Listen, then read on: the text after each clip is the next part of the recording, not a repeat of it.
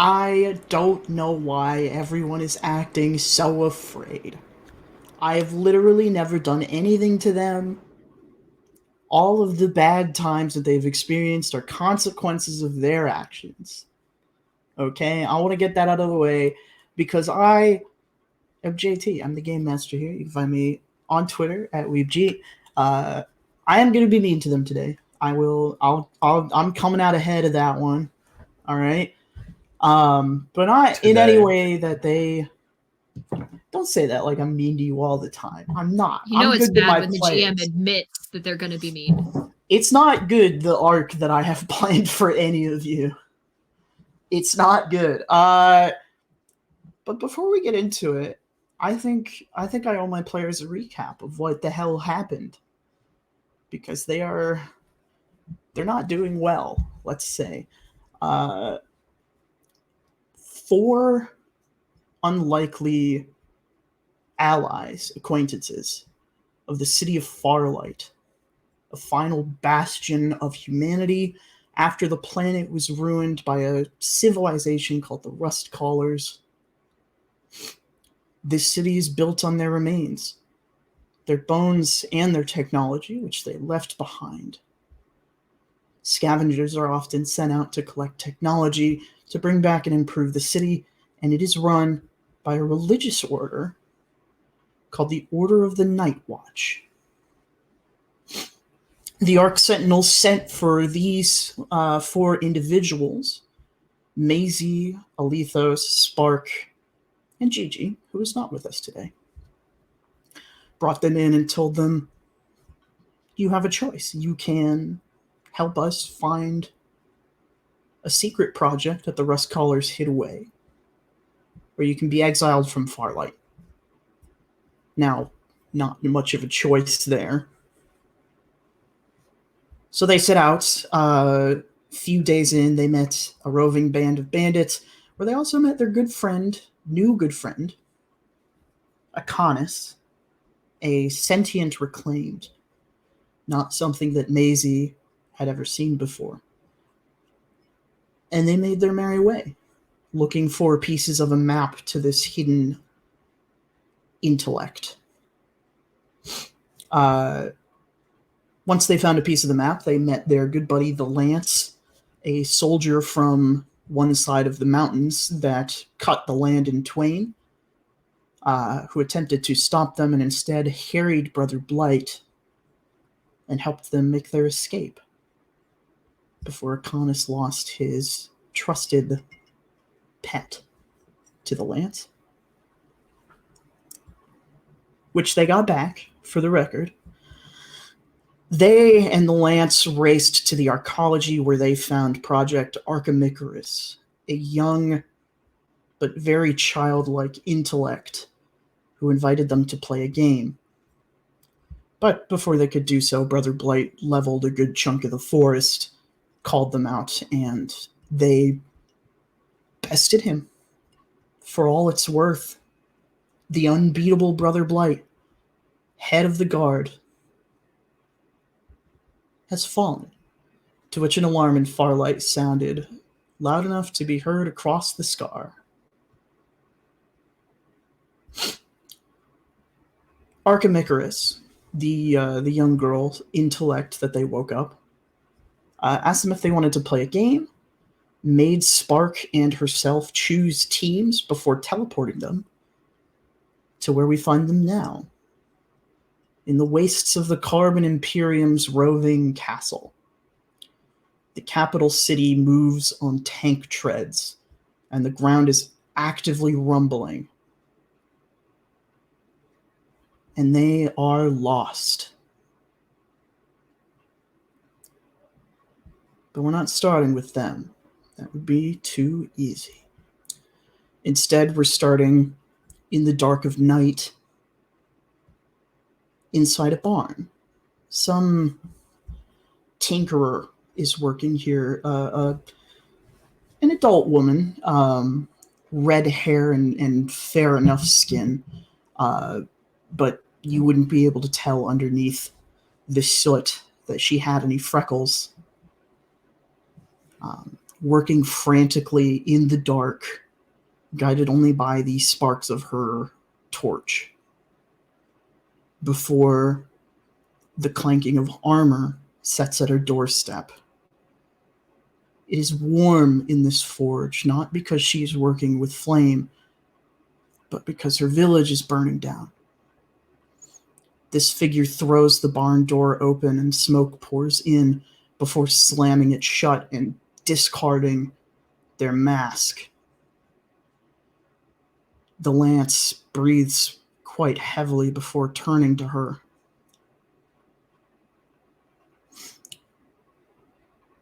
Polearm fell, and I tried to usher as many out as I could while Pike and Glaive were busy, but I can't promise that anyone you know got out.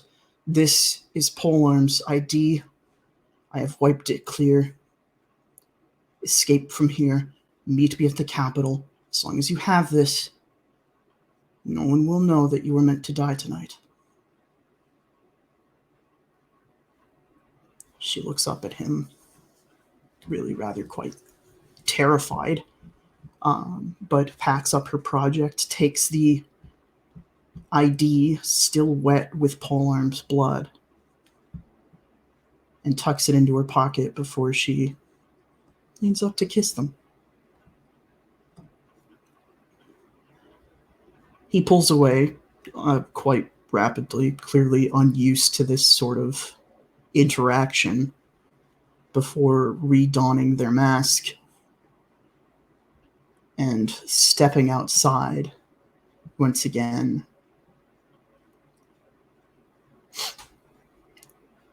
We cut away from this, away from her running through the fields towards the marching city. And we instead cut to screens in a sterile room of black and gold metal with magma flowing through various vents. A gentleman stands up, finely cut and gelled hair, and a very fine facial hair, trimmed with carbon atoms in the sort of line notation that you see in some chemistry notebooks, cut into the facial hair. Silver eyes. Pulls his face out of a cairn of smoky liquid. On the screen, projected his thoughts. He sees the lance eating and making revelry with a band of southerners. Southsiders brought the lance back to him, and instead of bringing Arkamickers straight back, he makes merry. This man turns to two individuals who look stunningly similar to our good friend the Lance.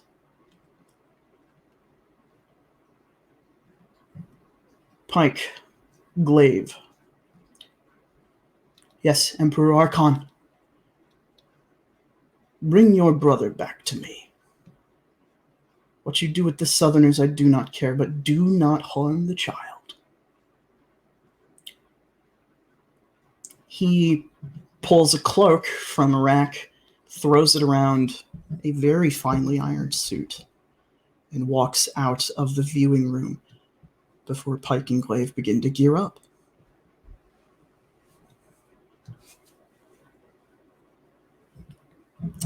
Maisie. It's not very often that you're allowed to dream. But when you do, the very rare occasion that you are asleep and you can, what do you dream of?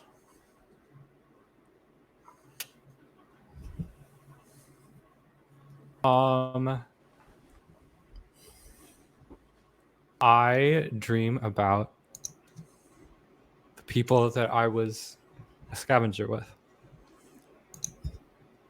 And probably not anything like going out, anything action, just being able to talk to them again. Nothing in particular. I think I notably dream about Sarah Mason and Russell Bryant. That's what it was. Those are the two that I think I'd be sitting around kind of counting things, counting materials that we had, maybe just sitting around a fire for a while.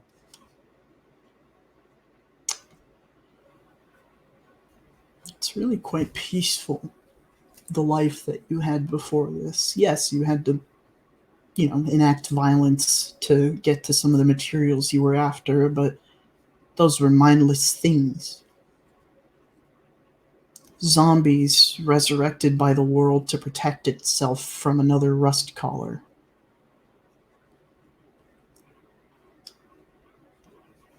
And for all accounts, these were your friends. How has this dream changed now that you find yourself lost, abandoned by your home, and probably forsaken by these people? Despite your actions being, for all accounts, right.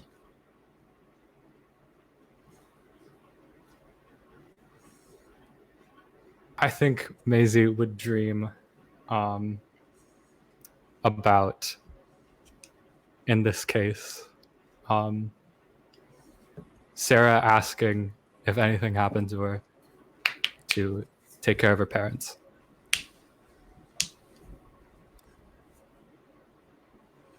And dropping things off by those parents' place once before all this happened.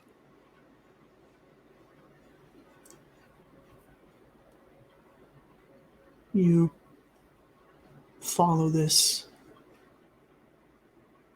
into your waking hours. A familiar place of black and white greets you.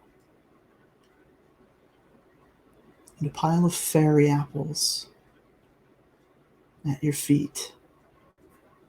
You can see in the distance home in the valley.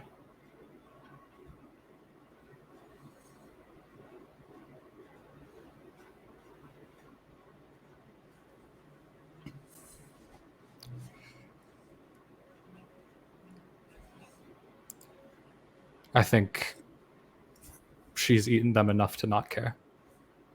And she takes a bite of one. Ash falls from your lips as you bite into it, and you wake up back at camp in the desolate wastes behind the tower, behind the city. Spark.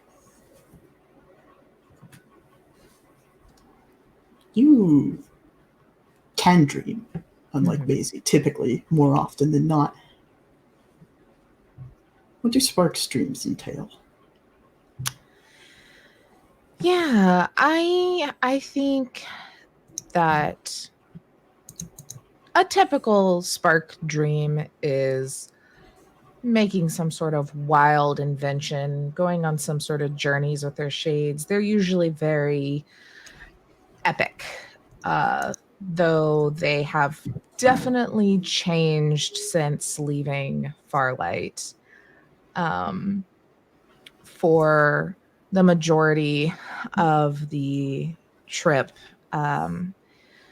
she's been having reoccurring dreams, nightmares, where it's those dreams where you can't move. You're standing and you just know that you want to run forward or to something, and she never can, as she stands on the edge of Farlight, where her family's home is. It's in flames. The entire town behind it is in flames. And the only people that are ever really in it before I feel like it would have just been like horrifying nightmare fuel version of like a human-sized mouse. That seems to be the perpetrator of it all. But lately, instead of her brain kind of using that as a shield, it is actually what's his face?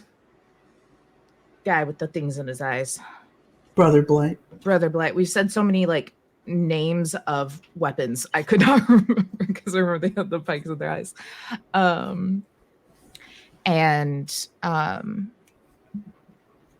Yeah, so now it is that as he stands between her and what she knew, and she can't move and she can't do anything. She looks around but does not see anyone there to help.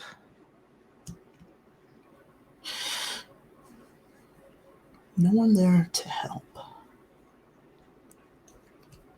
You watch as the flames once again take from you. But this time, the flames begin to sort of take on an ink to them, and they begin to fade to black. You turn and you see your familiar. I forget the name. I think it's a little slime. Flump. Flump is attempting to fight the flames, and you can see that as Flump is doing that, the flames sort of turn to ink and begin to engulf everything. You are taken somewhere. You have seen this place before, but you haven't ventured too far into it yet, but Flump is very at home here. And you can see there are other shadows moving in this place in a variety of shapes. And you get an impulse. You reach out to go to touch one before something catches your eye. Someone is moving through this as well, but in your periphery, it seems their outline is clearer. So you turn to face them, and you see, with blackened eyes and a bitten ghost apple in her hand, sort of autonomously moving through this realm of nightmares. Very intent on getting somewhere before you wake up. Alethos, do you dream? So that's an interesting question. Because I think, on the whole, Alethos doesn't need to sleep. They are a computer, at least formerly. Any of the processes that sleep is cause for, they sort of run in the background, just with consciousness. But I think since stepping out of the computer all that time ago, I think on occasion they have been able to. And I think as time goes on, that becomes more so. So I think if there was cause to, they might. What would Alethos dream about?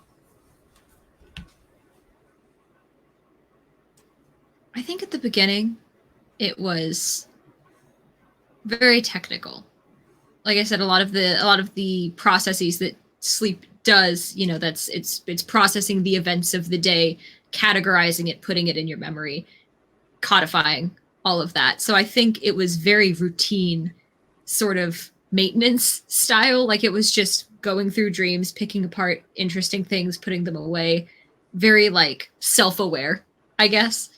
But in recent days,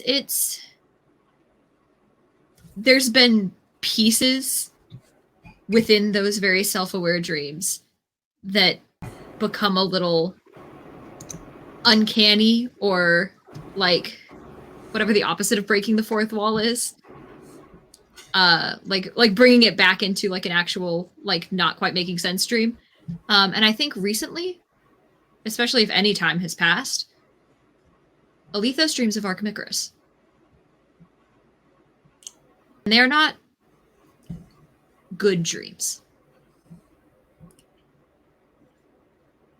You dream of an Archimicros that you understand to be someone perfectly capable of resurrecting your dead empire, who chooses not to. You dream of her playing with Forsaken in ways that are, or surely must be, incorrect.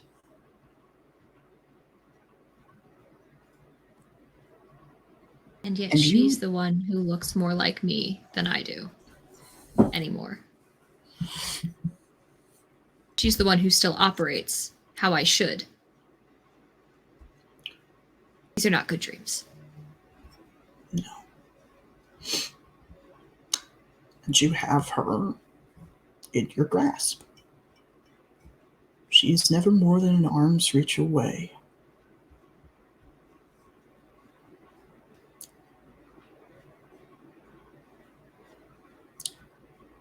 But before you can finish that intrusion, you wake up. You are rested. Akonis. What do you dream of?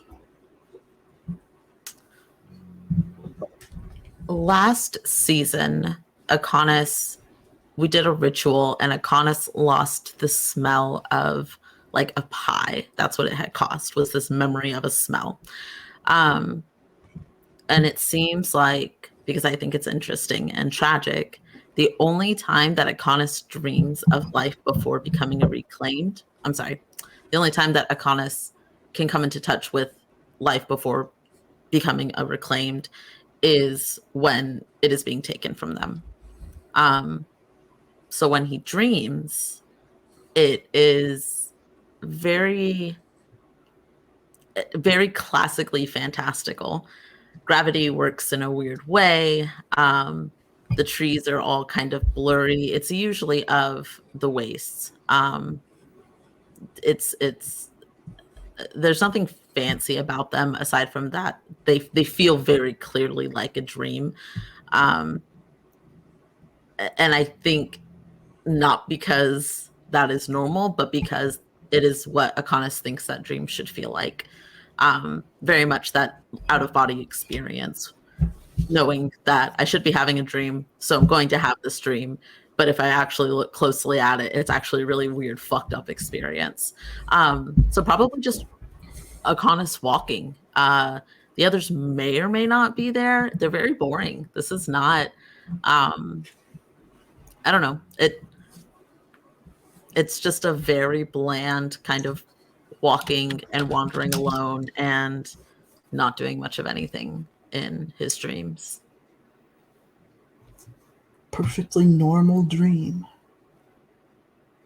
The reclaimed wastes are, when your own kind don't try to kill you, they're very beautiful. Lots of flowers, pretty vines, and of course the big world tree in the middle, which in this dream you feel a tug towards.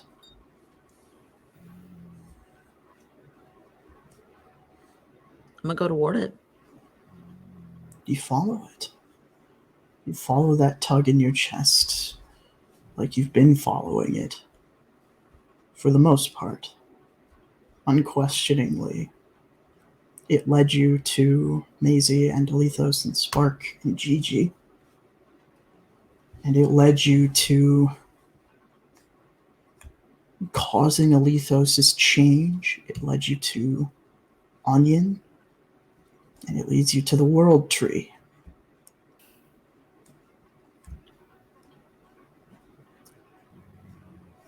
Does it look like what it looks like when I'm not dreaming? It looks exactly the same.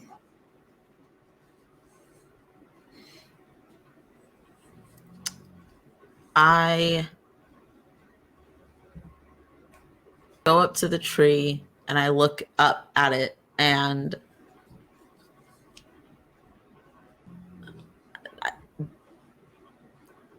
there's a weird, even in the dream, like a strange familiarity that I'm not expecting. And I'm just going to press my hand to the tree. It feels so warm and welcoming, and you see the plants that wrap around your hand begin to grow away from you and into the tree. And they begin unstitching themselves from you, and you see, as your fingers become unbound to them, as your hand becomes unbound from them, there's flesh underneath. And you feel the warmth of being welcomed home slip away as you wake up.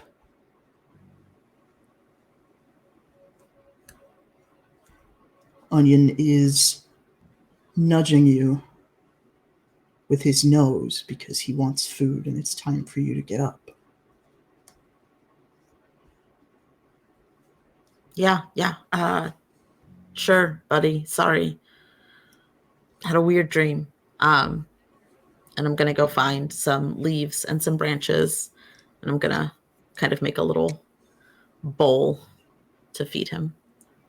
You have to grow them yourself, which Oh, you can typically do, but you all wake up to the surrounding wastelands. There's no grass, it is only ash. And any leftover trees that appear to have been there are pure detritus and charcoal. This land is dead. Because everywhere that moving, rolling capital goes, it kills the planet beneath it. The Lance has been up for some time. Sees you all waking up, has completely packed up the camp, and is playing patty cake with Archimicarus.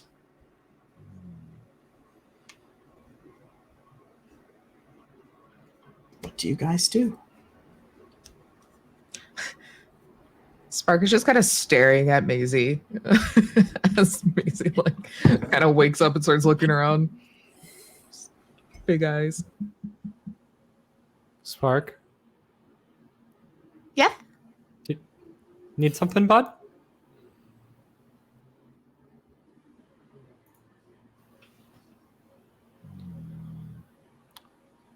Spark.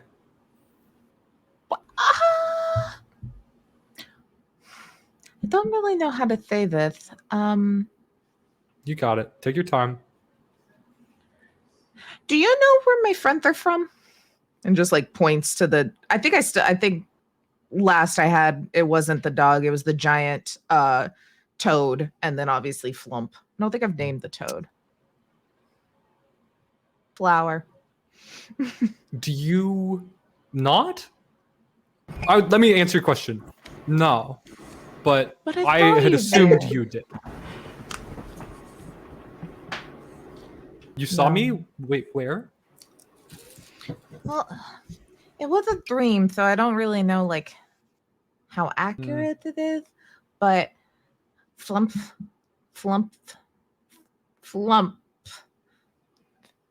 I could have thought of a better name. Took me to the place where all of them are, and you were there with an apple. Oh, okay. I've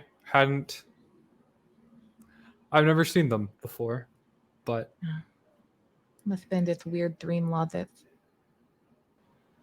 no, you're right. They're probably from there. I just hadn't seen them. Where is there? It's away to the west of Farlight. It's like a real place? Yeah, all the trees are monochromatic. They're all black and white. Yeah, you shouldn't go there ever. Actually, it's a really bad idea, and most people who go there don't come back. Interesting. But I guess it makes sense that that's where they're from. Yeah. Just kind of like look over at the frog. That does make sense. They're a little Yeah. spooky. Yeah, a little bit. Especially, dear wolf. Mhm. Is he gone? For now. Okay. Why do you want me to call Gotcha. him back? No, you're good. No, you're fine. Don't worry about it. I was just wondering. Okay. I go over and start just like very intently watching this patty cake to try and memorize the hand movements. It's a very intense game of patty cake. They are going at speeds that you are unfamiliar with patty cake being played at.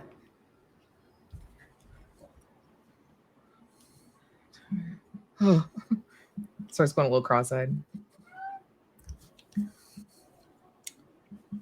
Anyone else?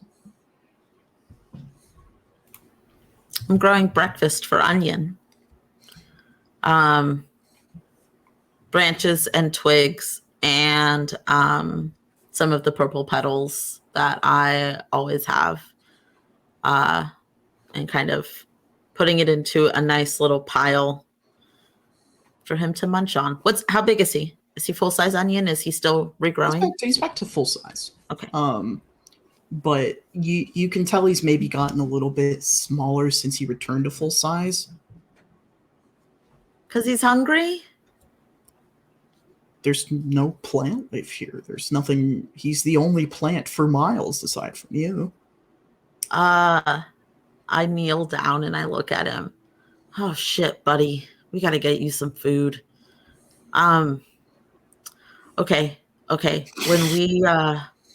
When we walk again, just I'll carry you so you can save some energy. We'll find you something to eat. There's gotta be something around here. And I'm gonna, as soon as Onion is done eating, his feet are not touching the ground for the rest of his life. He must be carried as baby because now I'm afraid he's gonna waste away.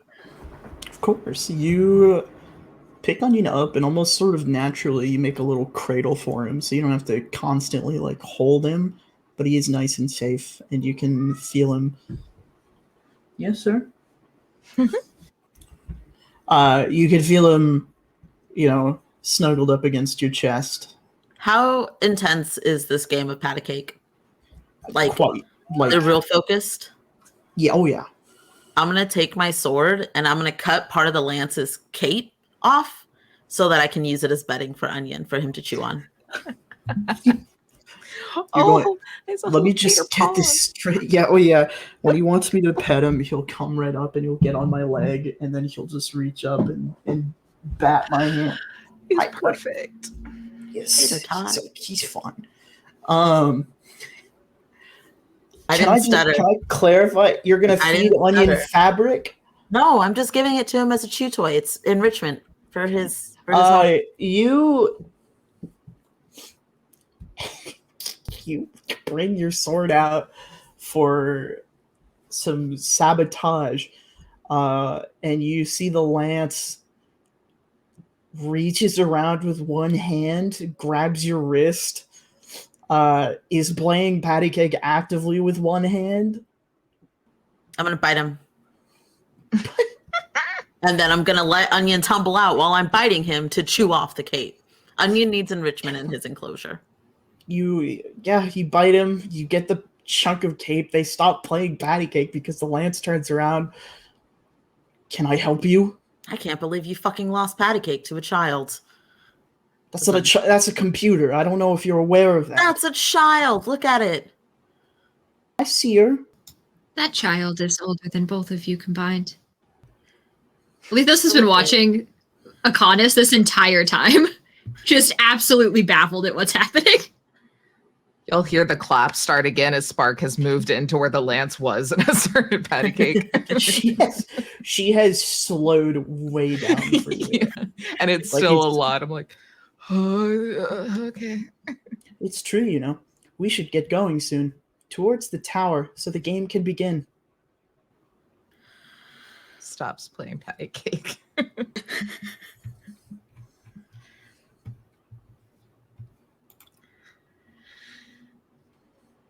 Do we get to know what this game is?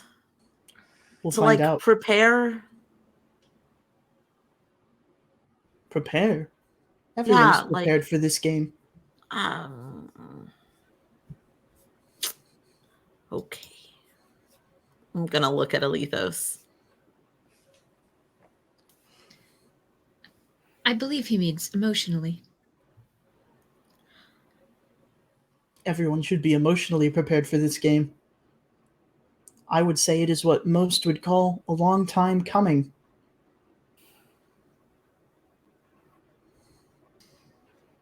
Fucking whatever. There's a we look gotta where they're do. clearly trying to figure out what the hell she means.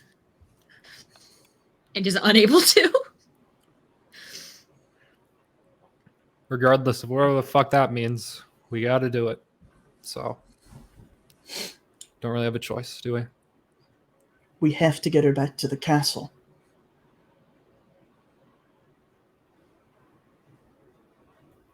Above table, can we clarify? Are the castle and the tower the same thing? Did we figure that out? No. They're not the same No, he thing. Or we wants to didn't take- figure it out. They're not the same thing. Okay. Yeah, the lance wants us to take it to the castle, which is on the city that's moving, right? And that's where the Yep. leader dude is. Yeah. Yep. Okay. Are they still in? Killing all of Onion's food, yeah. Yeah. No. I don't. Let me ask you, Archimecarus, do you want to go to the castle? Sure. The more players, the better. Okay. Sure. They are playing a different game. Everyone's playing a different game. So you're not worried that they're going to be on a different side? Because the game made for 3 sides? I thought it only made for 2 sides. We're already in teams. We'll just add to the teams. I don't think they'll want to be on our team.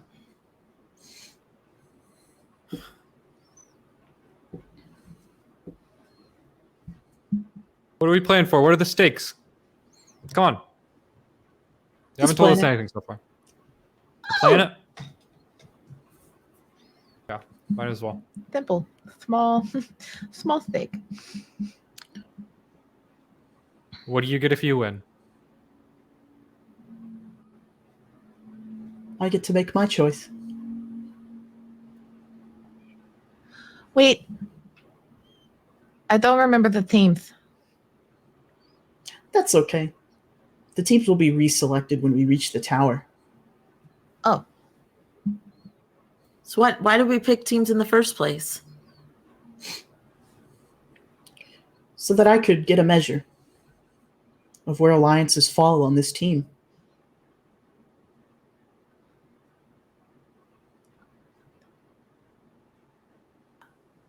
I mean, there's not really been a way to test us. We've There all will been. be.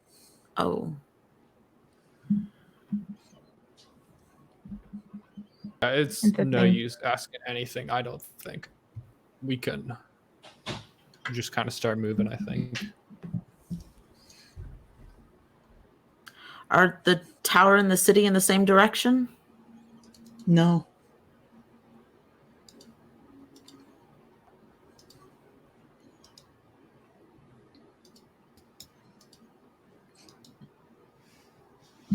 Well, I personally would like to not do what the Lance wants us to do, so That we I want to say- do what the world-ending robot wants us to do. I mean, we're going to end up doing that either way, I think.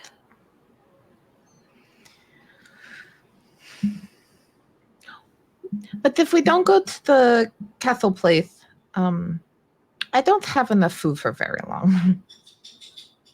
There will be food for everyone there, including Onion.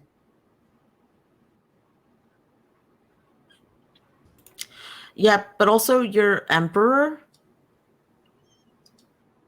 doesn't really sound like a stand-up person. Emperor Archon is fine. Intends to fix all the damage he caused with her. The damage he caused, though. The city has been around for a long time. The city has had opportunities to make this right. The girl has not. The girl will make Very it back. closely watching the girl to see any reaction She to that shrugs. claim.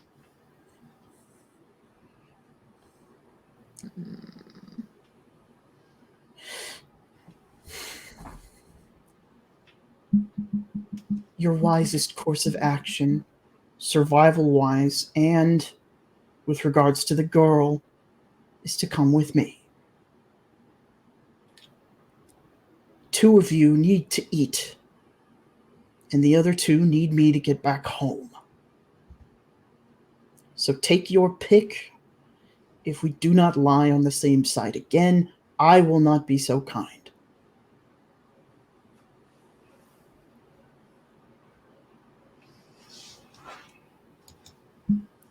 Spark just kind of like looks up a little, like under the eyelids, just trying to kind of see what Alethos, like clearly like deferring, but it's kind of like, I mean, Alethos is staring down Archimicarus. And during most downtime that we have spent together since shit hit the fan, that has been what they have been doing. All right.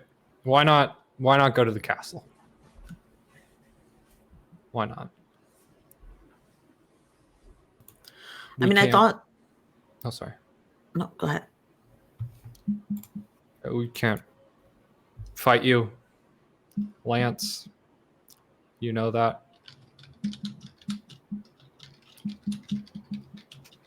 It is good to see at least one of you possesses an ounce of sense. hey, You killed me in one blow. Killed. If it's any consolation, what I did to you was a one-time thing. Cool.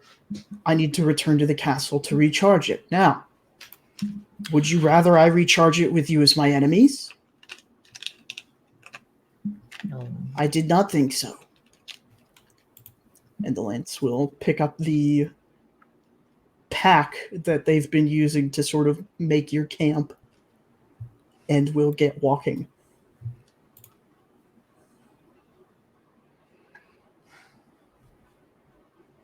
It's our best option. It's not a good idea. Is going to the tower the better idea? I thought the goal was to not put her in the hands of the weird spike guy that you all knew or the Emperor. And now we're just going to walk her into the city? I don't know. Do you think we can control it? I don't think any of us know what's going on. I'm just trying to figure out how to get home. If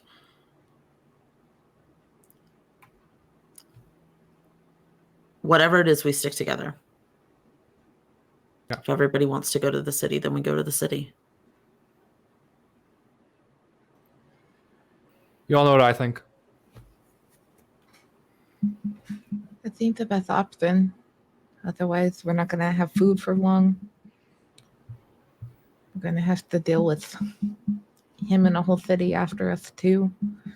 Leith, if we get there, we can stock up, and then if we decide to bounce, we're a little more prepared. Can do a little bit of recon. Archimachus does not seem opposed to going to the city. It seems that this way we would make the fewest enemies, at least for now. It is not a good idea, but it doesn't seem that we have any of those left. Okay, then. I know we don't like them, but the lamp seems reasonable enough for now. And I'll kind of like pull out of my bag the like half of the tomato that's left. I'll pick out all the seeds and then just hand it to Akonis. Can tidy them over. Wait, what? What was the last part? Can tide them over for Onion.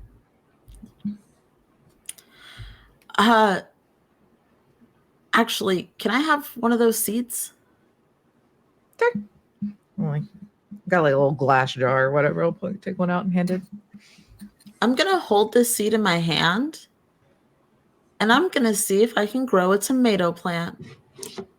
Go ahead and give me a mind roll. And if you succeed, you will be spending 1 mana. Okay.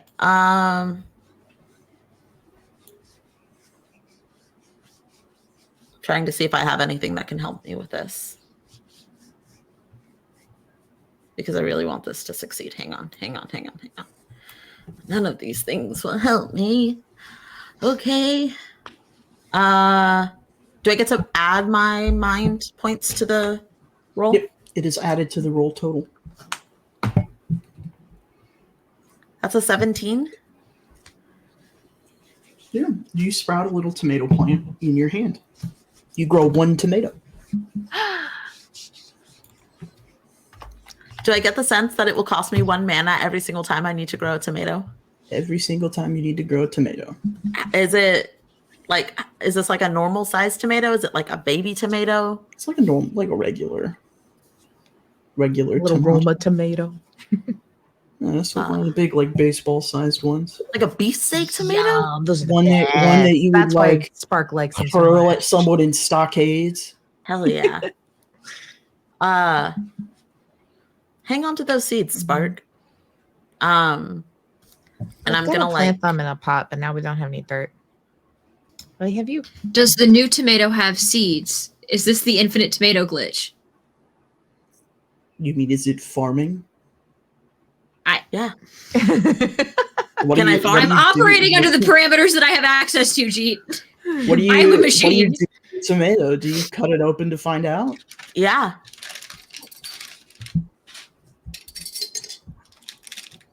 Yeah, it's got seeds in it. I'm gonna cut it in half, and then I'm gonna cut it into quarters, and I'm gonna take 1 wedge, and I'm gonna give 3 of the wedges to Maisie, and I'm gonna give 1 wedge to Onion. You see Onion eats just this quarter of a tomato, and you immediately see some moss begin to grow back on them. Perfect. Infinite onion glitch. Yes. I hold the 3 wedges of tomato out to Maisie. I know that I don't want to go to the city, but I also don't want any of you to starve. So we can at least do this for now. Thank you. I can't do it much, but it's something. I appreciate it. Are we kind of like walking and like the lances further ahead after making their little storm off kind of? Yeah, you know that they could probably have been back to the city by now. They are just walking. They didn't stop and wait for you because there's nothing to obscure your vision. So you can't lose them unless they want you to. I hate him so much.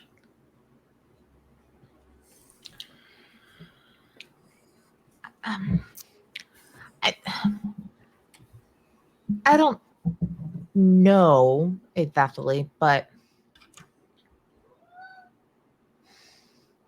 They'll be mad at me, but they don't seem like that bad of a guy. So maybe if we could just like convince them that they should be on our side and not the other side, because they really seem to like Akonis, and then they Spark. like that. I just think if we have to walk with them Spark. for a long time, maybe we can convince them. Onion already likes him. You can't also like him. I'm running out of reasons to hate them.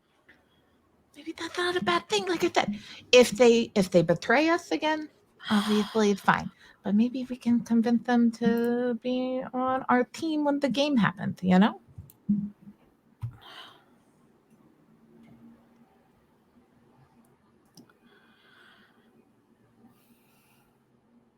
They're very powerful. I know. And they've taught me cool things. I know. And they got us a tomato. You know, Spark. I know. Listen, We don't have to like them. Just maybe co-workers. We did allow them to live. Perhaps we could use that as leverage.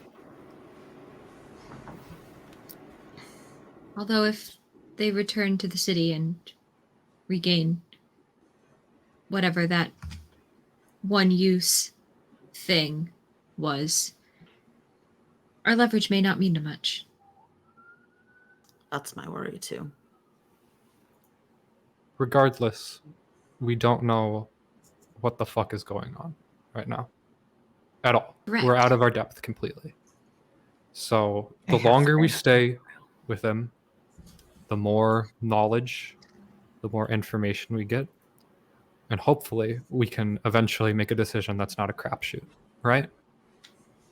I'm not saying we have to go forever. If I find an opportunity, I'm taking it. But I don't know much, but I don't like the chances doing anything other than this. I feel like That is very astute reasoning, Maisie. I'm going to try and catch up to him and ask a couple questions. Yeah, you move forward to the lance. They don't stop, but they do turn and acknowledge you. They're flipping the little pen thing that folds out into their light lance in their hand. Can I help you? Probably. You know a lot? You know a lot of things? That depends about what. Yeah, I guess you're right. How much you know about south of the rift? Not much. As Not much much as at all. I needed to know for the mission. Okay. Listen. We're trying to make an informed decision, just like generally. If you're, I don't know, what the fuck are you trying to do? Just genuinely. No bullshit, give it to me. I'm trying to bring her. He points back at Archimicarus, who is skipping behind Alethos. Bold of you to assume I am letting her out of my sight. She is skipping ahead of Alethos. Behind in the sense that you have to walk backwards to watch her because she's not passing you. If that's what happens, that's what happens. I'm trying to bring her back to Emperor Archon. In order to fulfill my purpose. whatever, man. What? That's Nothing. the straight answer. Yeah, sure. What's your purpose? Do you want me to? Are we gonna play this game? What's your purpose, buddy? Serve the Emperor. I don't think you Your understand. emperor. Sorry. I was made. Oh, Like really? your friend back there?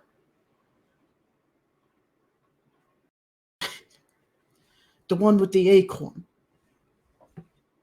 I was made by the Emperor and his cronies to do what he says. That is what I am doing. So you don't have a choice?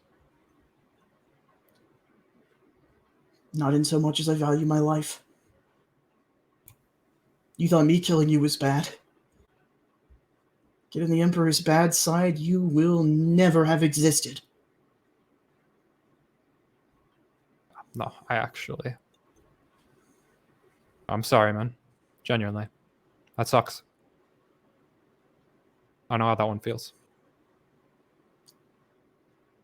The Lance Not being is, made, but the feeling. The Lance is notably shocked at an apology. Without...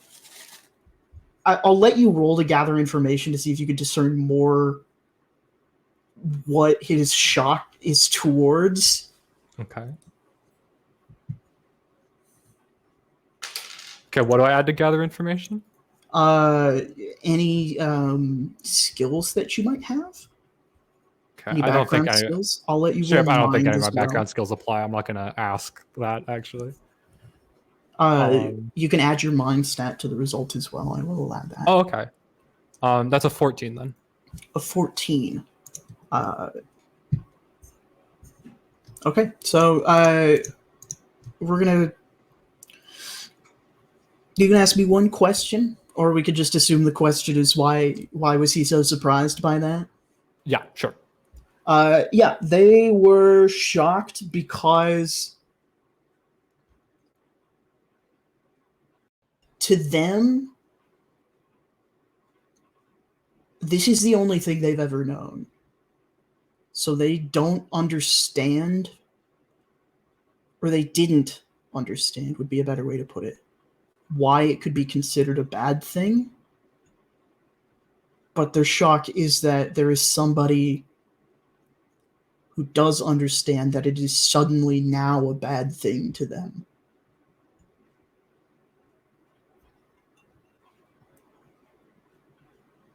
Hey, listen, man, that guy that we fought back there, Blight? Yeah, your dad? No, not that.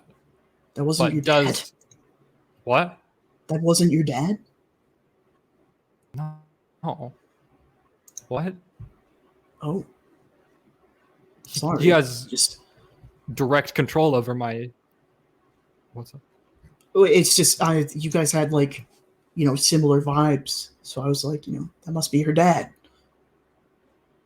Okay, what do you mean similar vibes? What do you mean by that one? Well, you got like the chains and the armor and the whole shtick going on. He's not my dad. Heard. Right? Understood. I know. What? Why are you asking me like I would know that he is or isn't your dad? I don't know. I know things. I was clearly mistaken. I don't know things about your family tree. I was assuming. Okay, sure. Yeah, sorry. You just kind of shocked me because I'm a bit weird as far as like genetics goes. I guess. Okay, sure. Like me. What? Well, because I was made. I'm a perfect genetic specimen. All right, which, show off, Jesus. Most people aren't, because they're born and they don't get a choice. Yeah. Anyways, yeah, no, he pretty much could kill us at any time if he wanted to before that whole thing went down. And we killed him. So this is kind of my first time experiencing the other way around, where we could do whatever, except it's not very fun. I didn't know that about you. I think I misread the situation, and that's on me. It's okay. Being availed of things that were not previously ingrained into you from birth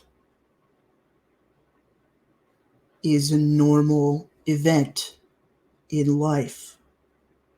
Or so I'm told. Yeah, you got it, man.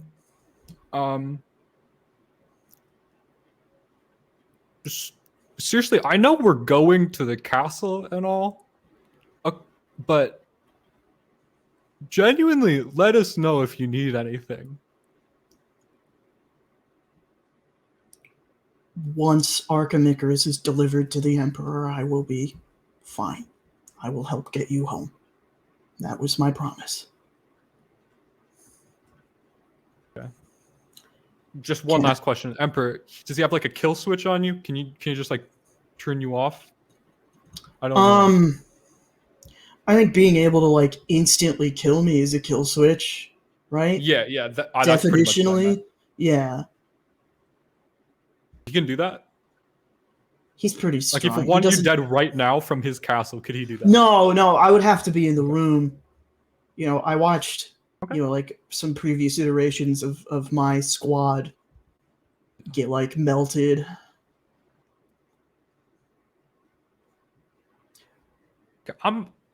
Would you like a nutrient brick? You're one of the ones that needs to eat, right? I have nutrient bricks. It's like one bite will do you for a while. Really? Yeah. Akonis just grew me some food, but I would for sure take a bite of a nutrient brick if that's what it is. Yeah. Okay, can you hold 25 kilograms? My chains can definitely hold 25 kilograms. Okay, I'll tie it to you. Just a chain from the ground holding a nutrient brick up.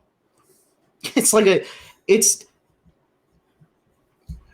what's the best way to describe this in a way that is like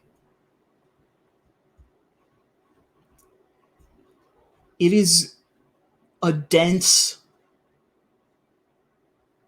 emerald green paste that has been compounded and freeze dried into a brick.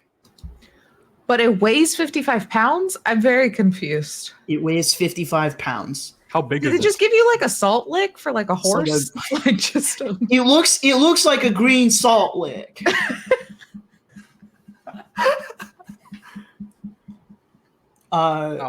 It's like it's brick sized. It's like, you know, like a retaining wall brick, right?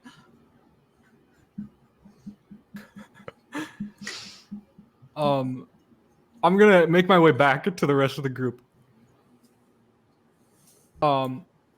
Okay, so What the fuck is that?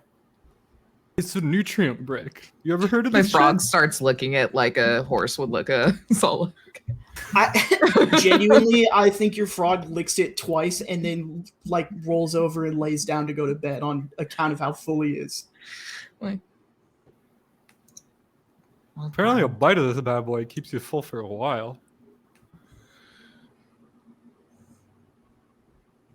I guess Well- that Spark is the only.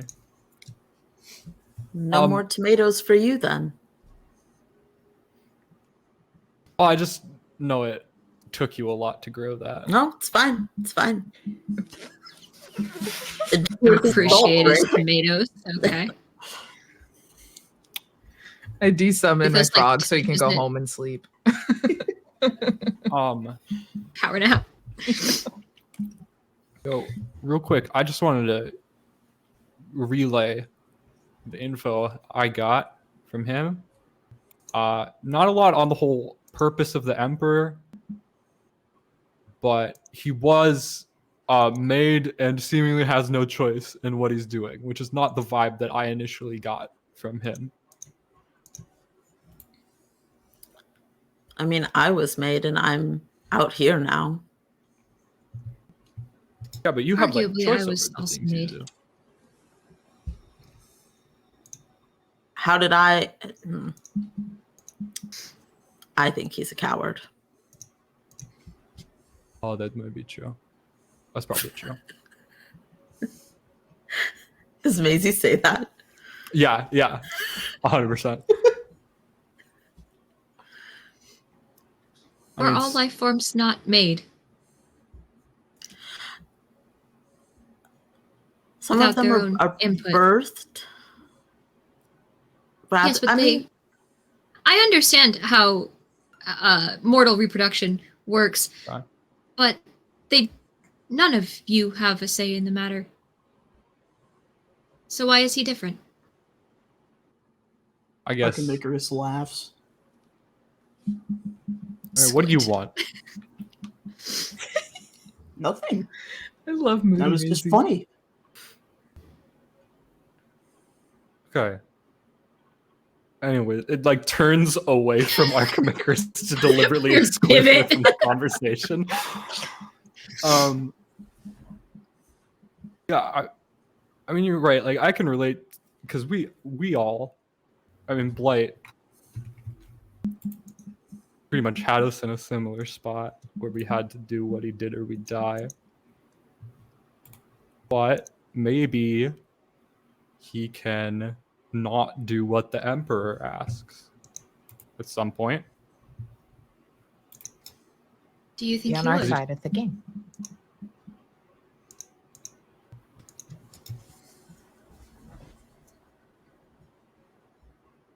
I mean, Are we willing to protect him if he does? no. Yes. At the exact same time. Akonis looks over at Spark. If they're on our team, Maybe. if they're not on our team, no.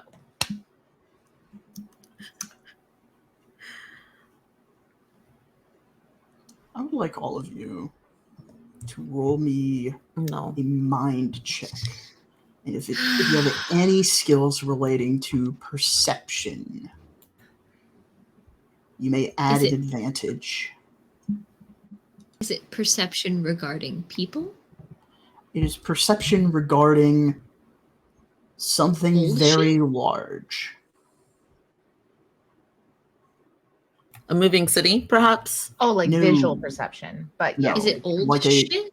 like a mega fauna. Ooh. I have Oh, I got a making nat friends with every 20. plant I see. That's +3. Florida, dear. How would you rule materialistic scavenger? Okay, sorry. I need to reparse this. Tay, what did you? 23. 23. Nat 20. One accuracy die. And what was your skill pitch? So, Materialistic. for that or for me? Talking to Tay still. I'm No, at heart. Sorry. Okay, cool. 23 is fine. materialistic scavenger is my skill pitch. Yeah, that's fine. Okay. That's an 8. With the advantage and everything. That's good. Yeah. Good job. Yeah. Okay, thanks. I got a 12. Is this a Reithian? 12?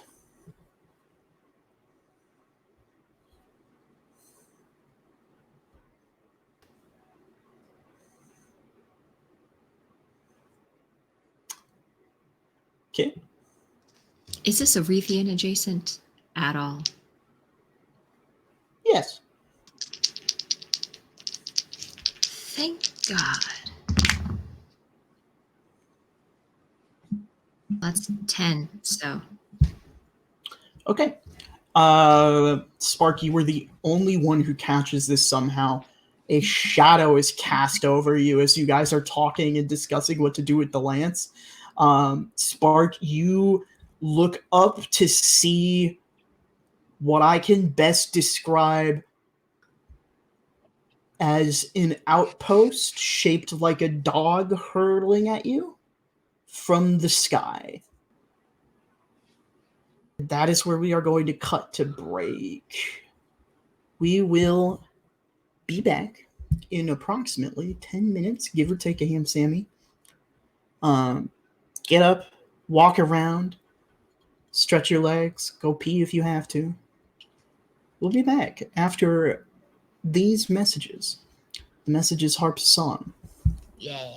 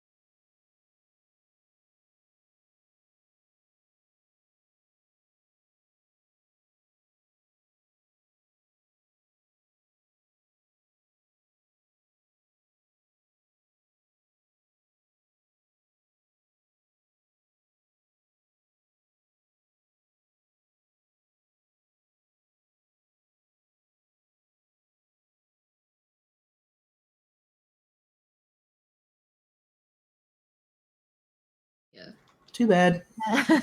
Hello, everybody. Captain's got it. There's more. Yeah. There's more proof. Yeah, There's more There's evidence. evidence. No. that's not evidence. I don't know what they're talking about. Screenshotting, I'm going to cry too bad. Somebody clip that. Clip Chat. it for posterity. Get in the comments. Get in the comments. Welcome back to Nightmare Land, the Carbon Imperium, where our players are stranded far from home. They are currently under threat by, as I explained to my players before break ended, it's a creature they've encountered before. It's called a revenant or a remnant. It is an AI that has gone rogue and has taken some corporeal form using the materials around it. It has done this with an outpost instead of just some materials within the outpost. So it is an outpost-sized mechanical dog, essentially. A mechanical wolf. And it is currently hurtling towards my players at quite the rapid pace. It just wants to play fetch. Somebody throw me.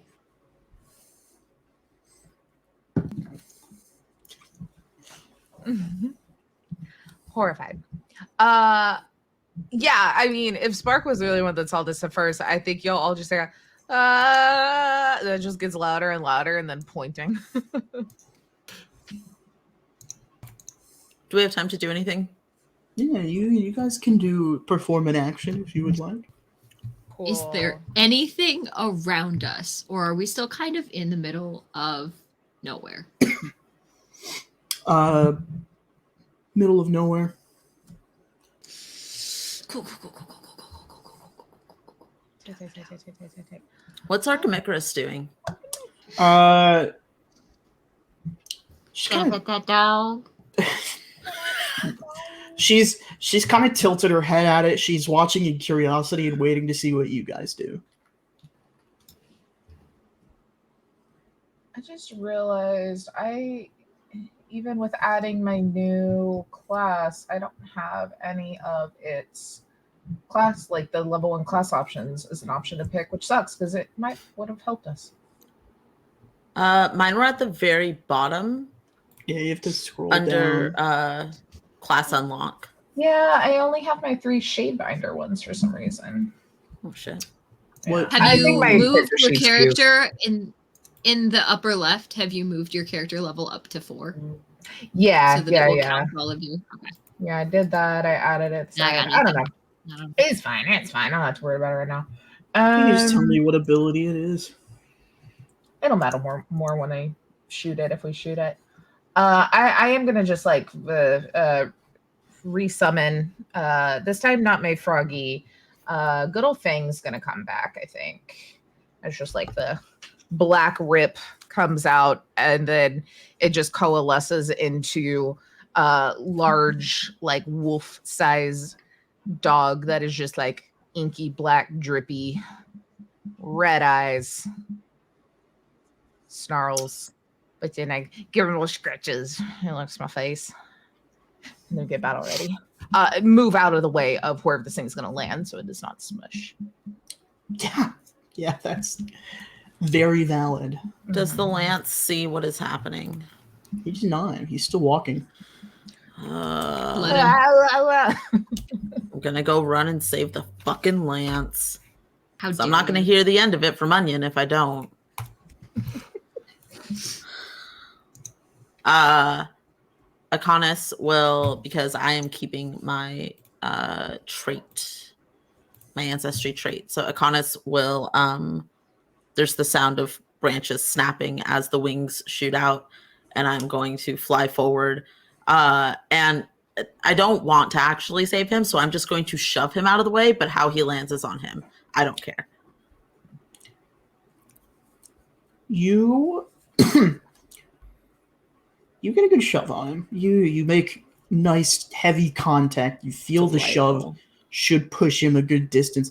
You watch him fly, and he looks like they're going to faceplant, but then you see them sort of desynchronize and resynchronize into a roll, which they then pop up and cast out their lance before turning to you. What the hell was that for? The dog continues to progress towards landfall. You're not really a use for us if you're dead. And I will turn around and get ready for whatever the fuck happens next. Okay. Alethos, Maisie?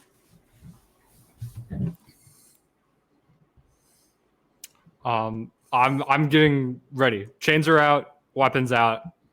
I'm not saying shit. I don't know if it's really gonna help in the absolute slightest. But what are we if not experimenting constantly? Since like summoning my guy is just a free or a minor action, and this is also a minor action, you can tell me no if not. Can I kind of like tell where this thing might probably land if we're like getting the fuck away from Where you were standing. Cool. Yeah, this probably is going to do nothing because he's fucking massive. But I will. It's magic, so maybe drop a little snare trap where I think he's gonna land. Absolutely. What kind of? It's a snare trap, so you're attempting to restrain it when it lands. Yeah. So basically, when triggered, which is when it gets in this space, creates a burst one area. And oh wait, that's a different one. But it's burst one area, and they have to make an agility save or be immobilized. Absolutely. Until cleared, and then they have to use a minor action to clear it. God, what was that?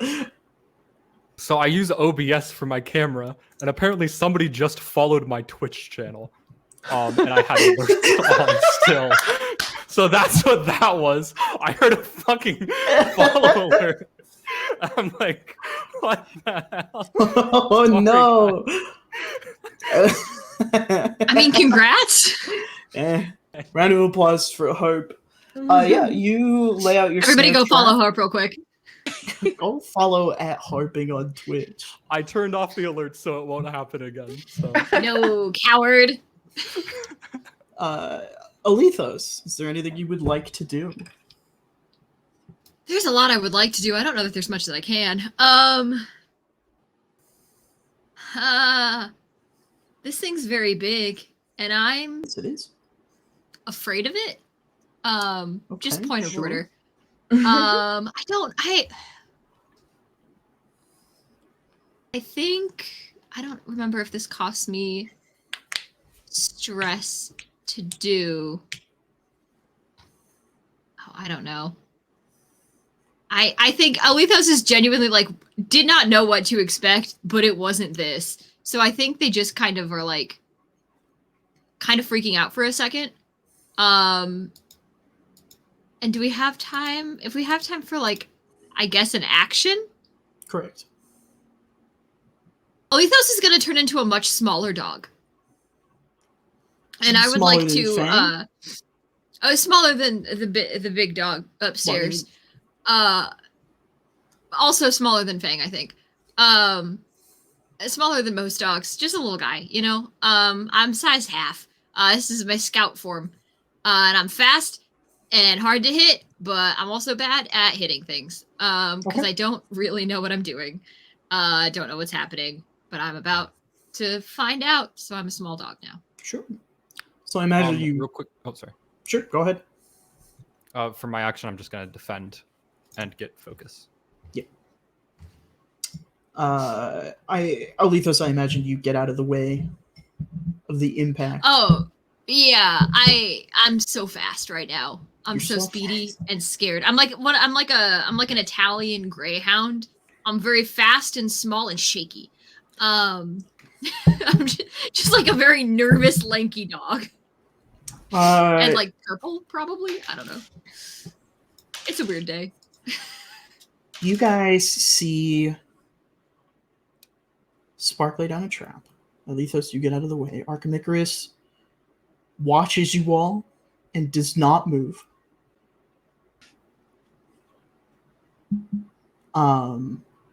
Delance is watching this thing. You hear them go, "Oh shit," once they see it. Before Spark above you, after laying the trap, you hear, "Oh, this one's clever." It's a damn shame. Before two masked soldiers reconstitute in reality, one wielding a glaive and one wielding a pike, slam down into the back of this thing, into your trap, before they leap out of the way and your trap goes off and snares it. It snares the dog, it snares them, it snares me. What? It snares the dog. They jump off of the dog. Okay. Alethos. Hold on, let me get a character sheet open just so I can look at the stats. He's looking for like a I guess mind. You can make a mind roll. Closest facsimile to charisma that we have. I don't know that charisma. I'm not here to justify it to you. Okay, that's okay. That's fine. Do I get to throw backgrounds on this for anything? Yeah. If it's absolutely. charisma, I'm throwing my people pleasing on there. Yeah. Sure. You can throw. Okay. You have what? 2 Arethian skills? I have 1 Arethian skill and 2 people pleasing. No, I mean not ranks in the skill. What? Oh. How many skills do you have that relate to Arethian tech? 1 for tech and 1 for history. Okay. You can add both to this as well. Holy those don't stack. Those are just like advantage though. Yeah, so right? you're rolling 3d6 because you're adding 3 skills onto this. You're adding the highest. You're not adding all of them. I thought we added a die per rank. Yes. Yeah, sorry. But then you only add the highest number. 5d6. Right. And whatever the highest roll of that 5d6 is what you add to your d20 roll. Kid, if you don't roll a 6, I'm going to be really disappointed. I did roll a 6. Okay, okay, I have to actually roll d20s about this. 1 second. That is 18 all told. Yeah, absolutely. I know things. This thing isn't able to move. It is clearly trying to, but it sees another dog, and you see its massive cement tail goes up and starts to wag. Oh, friendship! It likes me? It likes you. With that, we are going to enter combat. Wait! It likes me and I have to fight it? I think we have to fight the scary guys. Are you going to make me cry on camera in media res right now? Oh, okay. Because I'm not hitting the dog, guys. I'll have you see back to the clip of the captions. I'm going to cry too bad. If you make me hit this dog, I will cry on camera. You don't have to hit the dog. You don't have to do anything you do not want to do. I'm not hitting the dog, y'all. It's trapped. It's immobilized. He's chilling. He's chilling. He's happy. We need to. He's happy to be here. We are entering. How do I do this? Let me get to my goofy little phases. Okie dokie. For those of you that don't remember or are joining us for the first time this evening in season 2, the first season isn't up, so I can't fault you for not watching it yet, which is fine. Combat happens in phases. It's kind of like Lancer. We're just going to go players, me, except it happens in phases. So we go in order. You do an action in that phase or you don't. Everybody else remembers how it works, my lovely little players? My beautiful little victims. Is anyone You bolstering? wouldn't hit me, I'm a dog. Is anyone defending or refreshing? I see no's from the crowd. So that brings us to channeling. Anybody channeling? Casting any spells? Not yet. Wait. Wait, this is a free action. Never mind. How do you get focus again? There are certain actions that gives you focus. Okay. Can you remind me PDF page of combat of the phases? PDF page 42. Thank you.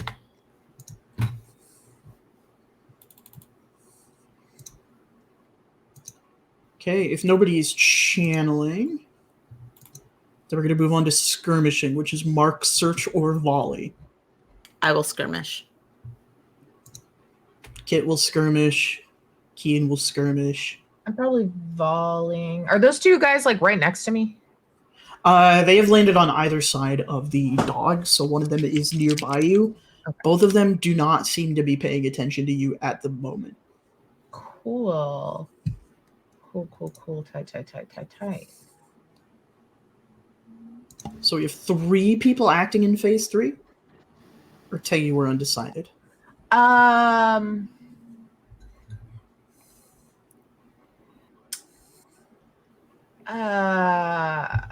am undecided. Put me last. Well, these Okay. people go because I have 2 things. I don't know which one I'm gonna do. Which of you 2 would like to go first? Who's got the most certain turn? I have something that is a bit of a buff. I think mine is technically also a buff. Go ahead. So we stacking buffs. We buff stacking out here, y'all. And talking as always is a free action, Yeah. Can I talk as a dog? I don't operate on physics. I can talk as a dog. Sorry. And then you see Alethos mimic the body language of the big dog, just sort of like get down like they're gonna play. And then just turn around and with a humanoid voice out of a dog mouth, goes, "This one is not our enemy." Iconis just goes, terrifying. Okay. Would you like to skirmish or would you like me to?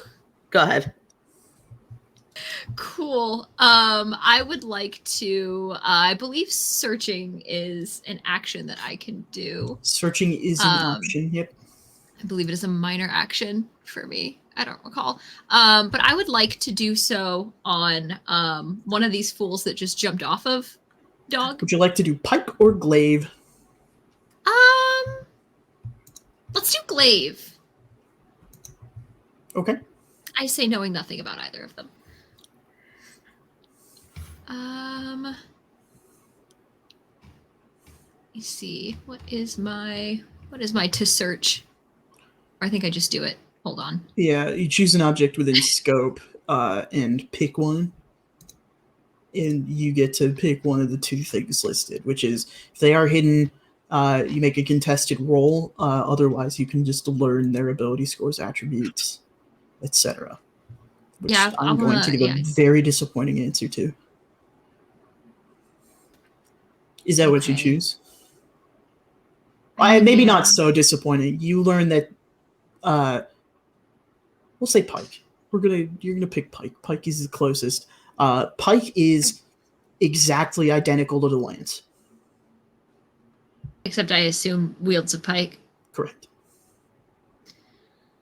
Wonderful. And then I guess I want to put mark on that fool because they are already established as in scope. Okay. You mark them? Yes. There's like a laser pointer, which like you would use for a cat, but I think that's kind of been lost in like the histories. Like they're not. It's unclear what pet this was used for. The history. Right. It wasn't recorded very thoroughly what pet you use it for, but it shows up with pets a lot. But there's like a laser pointer on this. You know thing's one chest. thing for certain: laser pointers were only invented to play with a pet, and for no other reason scientifically. Yes.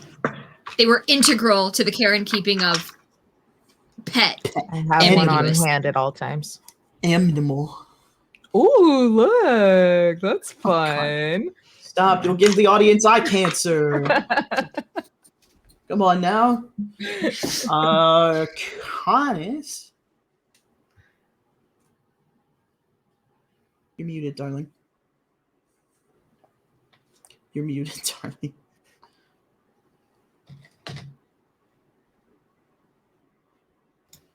Kian? Kian, turn your You're voice muted. on. Sorry, I'm so sorry. I wasn't listening at all to what anybody was saying. First thing I'm going to do is I was like, oh, well, they're just going to listen to me. First thing I'm going to do is my free action, Auras of Resistance. Does the lance do astral or lunar damage?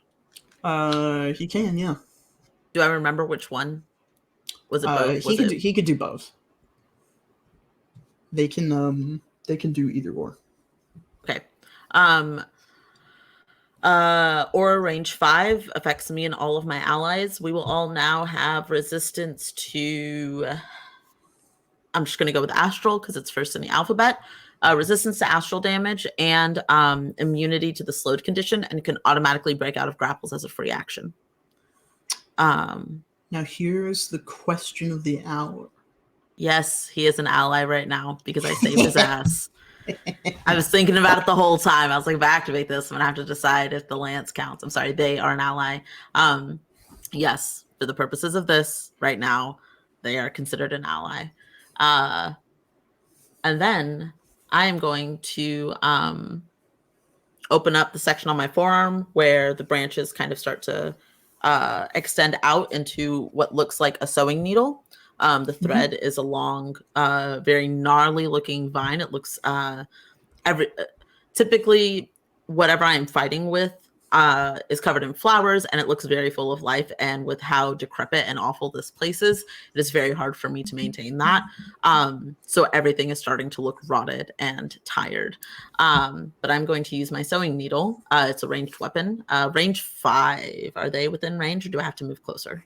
I will say for you guys, since you're on the Lance's side of things, Glaive is within range 5. Pike is on the clear other side of the outpost dog. Glaive is who I'm going to hit then.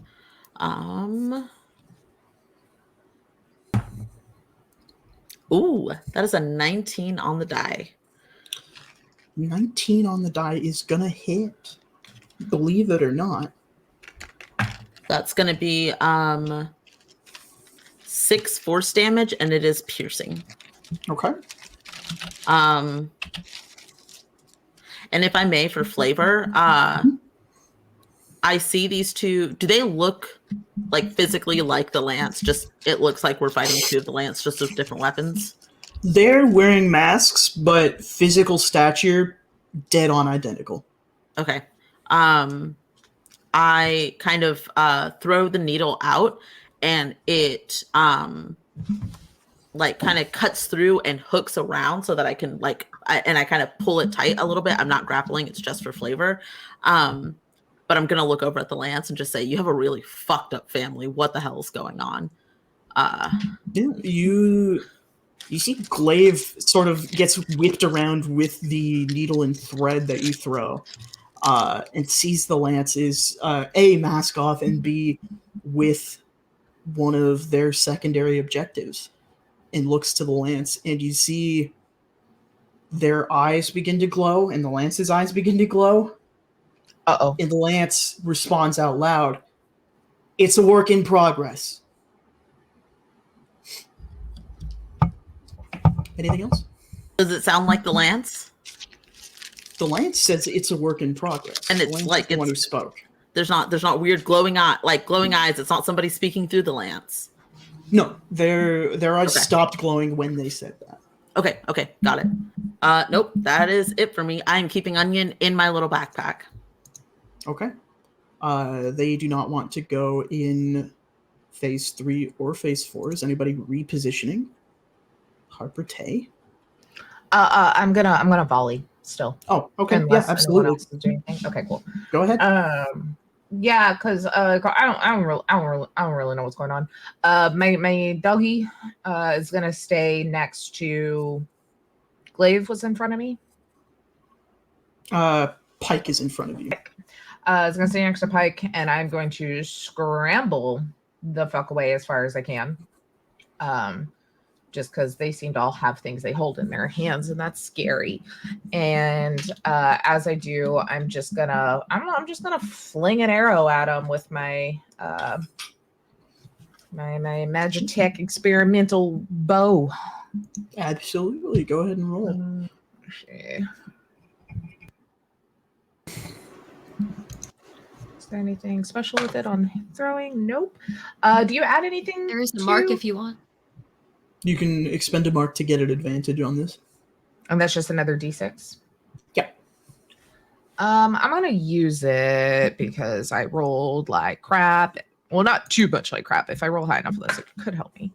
That brings it up to 10, 11, 12, 13, 14. 14 is going to be enough to hit Pike right now. Woo, okay. Let's see. Okay. Nope. Only good things happen if I crit, which obviously I did not. So that is going to be a whopping 4 damage. You hit them with an arrow. It sticks in their arm. They don't turn to look at you. It is as though they didn't even notice.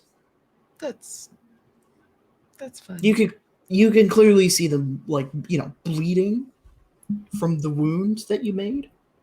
Just less concerned with me. Yeah. Or pain. Cool. Tight. Hate it. Okay. Harp, what phase are you going in? Are they going in 5? They will be going I plan on going in 7. I plan on going in 7. Is okay. What I was doing. They will be going in 5. Okay. So we're gonna skip from 4 to 5. Pike is going to not pull out the arrow, but snap it, and then bend their knees and just hurtle into the sky. Ooh. It is going before they do that, Yeah. my doggy's reaction is triggered at the start of the adjacent enemy's turn. They are marked again, and they must make a magic save or lose mana. As it just does a little nip at it like it's healing them. It's going to be 12. Does that succeed your what is magic save? No, it doesn't. My save's a 14. Okay. Loses 2 mana if he has mana. Absolutely perfect. Yep. So they get nipped in the ankles. You see them leap up, and they need to roll pretty high to hit this shot because it has to be a called shot.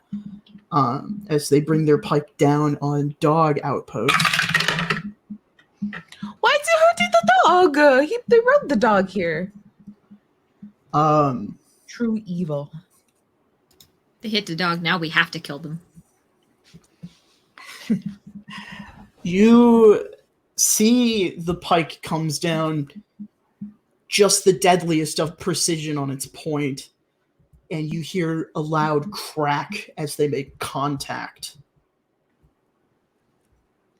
And the outpost, the lights, the overhead lamps of the eyes sort of begin to flicker as Pike has disappeared inside this thing. And Glaive is going to... What's he doing in there? Do the same thing. Is going to wrap around the sort of like branch vine thing that your needle connects to. Not technically grappled, but flavor things. They bring the glaive down on top and sort of sever it. And then they are going to leap into the air. Does anybody have any reaction triggers on glaive?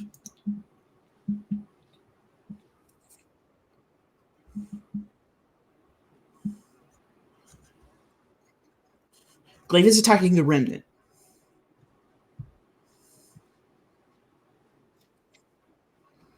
It's pretty close. It's a large, like a huge creature.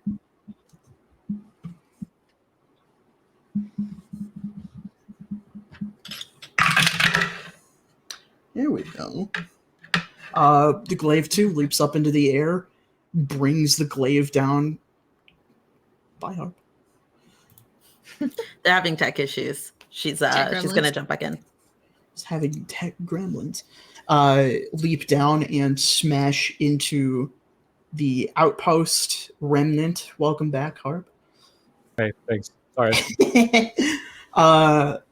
And you hear another loud crack as the outpost, goes still in the snare trap. And Glaive and Pike come out of it doing a fist bump of some kind, flipping an AI card in their hand. Before they step out to see the four of you. Oh, right. Right. Our instructions were to spare the child, bring you back, kill the remaining four. Cool. Who wants to go first? And then we're going to go to phase 6, which is Harp's turn. Harp is one of 2 actors in combat. The Lance will not be taking a turn this round. Okay. Yeah, phase 7, I'm going to... Or it's phase 7 now, right? Yes. Okay, cool. How close are these losers to me? Pretty close. They walked out of the mouth, seems to be where the door to the outpost was buried in. Okay. And they have sort of walked out of this little cave that has been created. Okay, are they right next to each other? Oh, yeah. Okay, I'm going to walk directly in between them. Or like right up next to either of them. So I'm both next to both of them. Okay. Yeah, I'll go first. And I'm going to attack with my Wrath Chain. Are you attacking both of them? Just you... which one said who's first? Glaive. I'm attacking him. Okay. He is marked if you would like it. I would love to. Okay. It's a 16. 16's gonna hit. Okay. Need my D6s.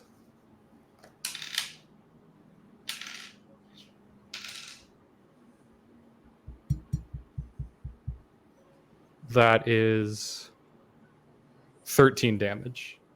Physical. Or force damage. Okay, that hurts. You attack Glaive. Go ahead. Sorry. And so that's chains wrapping around. It pulls him towards me. He's already like next to me, but since he's pulled adjacent to me, I automatically succeed on a grapple against him. So he's wrapped in chains. Okay. And then, as a free action, the chains start glowing red hot. And anybody starting their turn next to me or that hits me with a melee attack takes 2 astral damage. Okay. That's all. Let's see, there's 3 players left, 4 people who care about this. 6, Akonis. You see that Glaive gets grappled and drops the outpost card, the AI card, and it slides to your feet. I'm grabbing it.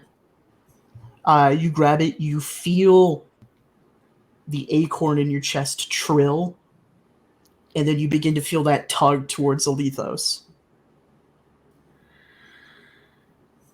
I'm gonna point. I'm gonna look at Alethos and say, "You want some new equipment?"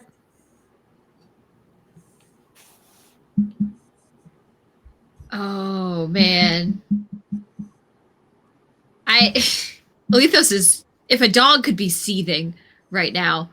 Oh man, I don't know that Alethos really responds so much as like it looks like a dog that has found something that it wants to eat. In a good way Looking or a at bad these way? two fuckers. Okay. If you try to get its attention, I don't know if they would move towards you. But they don't look like they're paying much attention to you, to be honest. Okay. And to be clear, JT, there's not a tug toward Archimicarus. Nope. Okay.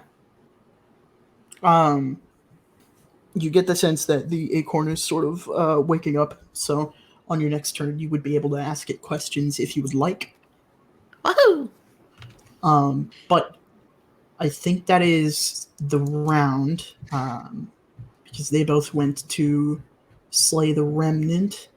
Is anybody going to defend or refresh? Okay. The Lance is going to spend their free turn this round to refresh out of the condition that they are in, which is shock. Anybody channeling? Any channelers? This is usually where Eve would pipe up. Yeah. I missed them already. I unstocked all my spells for our last fight, so I forgot to restock them. So I am not. Okay. Is anybody skirmishing? That is to say, marking, searching, or volleying. I will skirmish. Okay. Anybody else? I will as well. Okay. In whatever order you would like. Go ahead, Tay.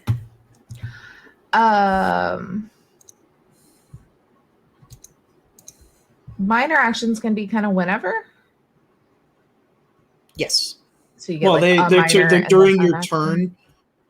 Okay. Yeah, it's a bonus action. It's okay. You know, why not? So, one my doggy is gonna go or run up and still be within range of these fuckers. Just kind of like, so one of them is basically flanked by Dog and Maisie. And I'm going to, I guess, just shoot the same person. okay. Again, because why not, you know? That would be Pike, and if I recall, they are marked. Okay. Oh, that is much better. That's 19, 20, 21. Oh, Is this yeah. game crit It's just over 20, or you have to hit natural? 20 and over. Good. Okay, that means good things happen. I get a die for later. Okay. But nothing special yet. And that is going to be nearly max damage. That's 6 damage.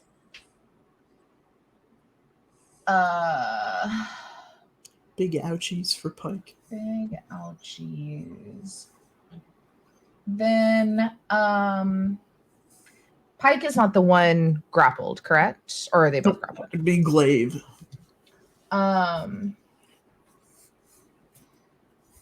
So just for funsies, I can use my dog to kind of channel my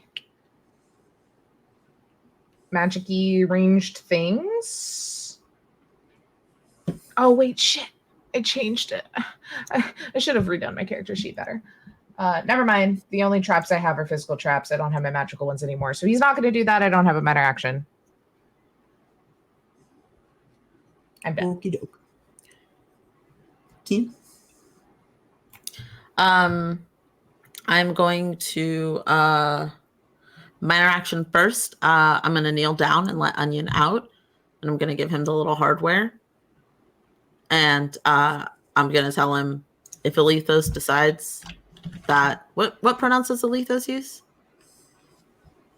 However the spirit moves you, bestie. I got that gesture. That was the most non-binary thing. What pronouns do you use? Listen. Who knows? I'm going to tell Onion if Alethos decides that it would be useful to have this in a fight, give this to it. And I'm going to give Onion the little thing and shuffle it over to Alethos. You hear the little capybara chirp. Does he toot? The He capybaras does in not Minecraft toot like so much. It's the cutest. It's true. It's true. It's very adorable. And then I am going to same thing as before. Is Glaive still the only one that's close to me? No, they're both nearby Maisie, and you could get to them with equal measure. Glaive is grappled. Okay. Then I'm going to get over there and yeah, I'll go for Glaive. And Glaive same being thing. grappled gives an advantage on attackers who Ooh. aren't the grapplers. Am I correct, Tarp? Yes, my grapple does. Okay. Ooh, Life that's a is D6. beautiful. Yep. Doesn't matter because that's a natural 20, baby. Woo! But it would be a 23. So that's max damage in this game? Advantage on damage, I believe, unless an Advantage ability damage. specifies otherwise. No, this one is not. Max damage anyway, so it's going to be 8 points of force damage, piercing. And it was already through Glaive because I had attacked them once. And so it kind of arcs around and comes back through and starts threading through them. And now it's back in my hand and I catch it. And I'm going to look back at the lance because these are still their friends. And why are your eyes glowing? Do we need to be afraid, or are you going to turn on us too? No, I promised. Okay. Well, I need you to do something then. You're not useless to us dead or if you just stand there. You see his eyes begin to glow, and both of theirs begin to glow. Glaive isn't moving, and sort of begins to deconstitute in your arms or in your chains, Harp. Maisie would know this is not what the lance did, where the lance was just too slippery for you to hold on to for too long. This person is being teleported, I guess would be the best. They fell unconscious, and now they are being removed from the situation somehow. Ooh. Okay.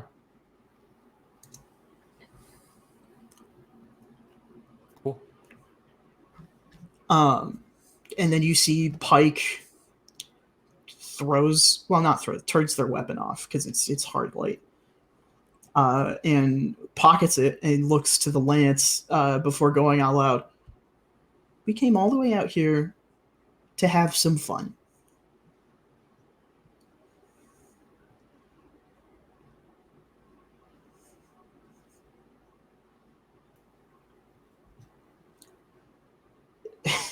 The lance goes, I need them alive for the mission. Pike raises an eyebrow. Says, okay, but our Emperor Archon's not going to be too happy about that. Before they dial something on their wrist pad and deconstitute and teleport away. Shit, god damn it.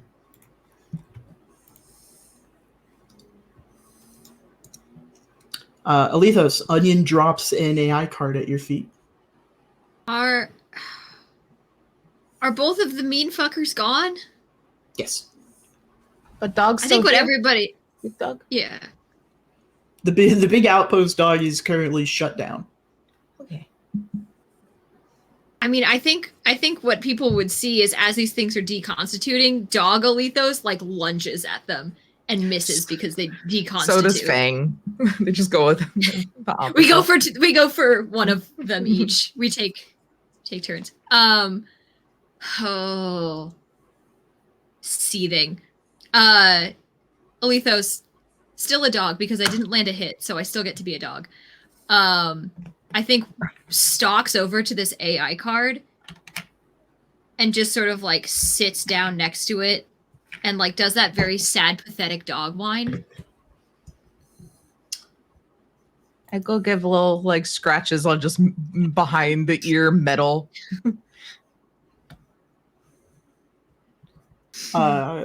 you guys see Archimicarus, almost like a hologram, sort of just walk out from within the dog, the outpost, before sitting down crisscross next to the AI card and looking at you, Alethos. Alethos has done the dog croissant thing, like done a circle and sat down around it. Is not returning to person form. Is clearly very upset that this has happened. I don't know if I can interface with this thing like it, but I would like to try, especially if Archimicarus is getting within grabbing distance. I don't want her to have it. She does sit down within grabbing distance. Honestly, there's a little bit of a growl at that. She doesn't back away. Alethos She doesn't know what that means. Alethos is clearly very upset about what's happening. Yeah, I would like to just sort of, do the little dog curl up, and I want to try to figure out if this thing is still in there, if this thing is corrupt, what's going on. Go ahead and give me a roll and use your interfacing skill. Yeah. Yes. Okay. Whew. That is ooh. Needed that skill, I guess. That's a 13. Yeah, you come in contact with it.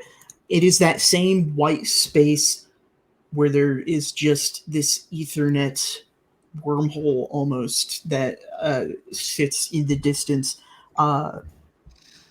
This one is orange, is corrupted, and appears to be one of your siblings. One that I would know and recognize and have interacted with? No. Okay. You've never met any of these experiments. Even as my time in a computer. Correct. Understood. You all were kept very specifically separate. This one is sitting on the ground with a set of blocks and a little train set and just a variety of things that you play with. I think that gives them pause. Reminds them a little bit too much of their current party companion. And I don't know how much of, the last one wasn't really capable of communicating as such. But Alethos will go try to sit next to it and I guess try to speak to it or wait for it to speak. See if it can. This form is much smaller than the red one that you encountered. He looks up to you. He's clearly just a young boy. And he tilts his head. Interesting. I didn't think anyone would ever come back in here. Were you aware that you were piloting the outpost? Do you know what the most important fundamental trait of all living things is? I have learned lately that it depends on who you ask. It doesn't, actually. It is more important than breathing or surviving or eating or water or anything. What is that? Before the Erathians left, before they left us in our outposts to rot, before the Erathians were, there was tell of a human with a party of dogs who pulled a sled. And they got lost in the wilderness one day, in the Arctic. It was nothing but snow and trees and forest for miles. They must have been close to the north. And they were starving.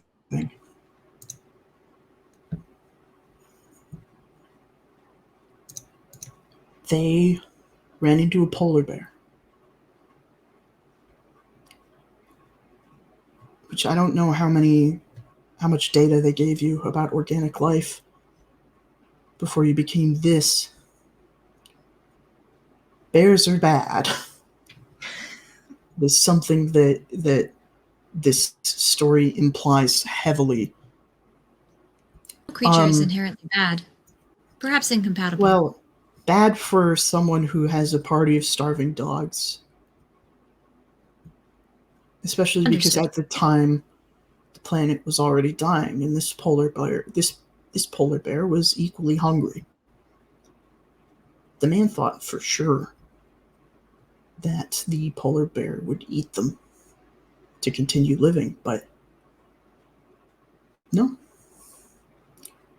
The polar bear and the dogs played together. They chased each other around and they tackled one another. That's why he said. And they played.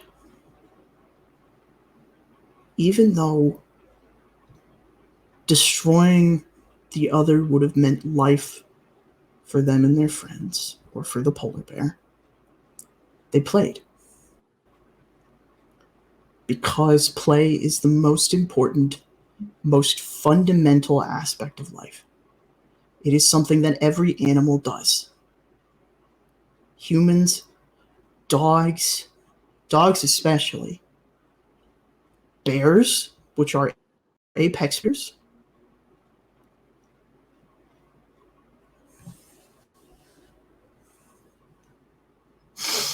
play is the most important thing. Is that something they taught you how to do?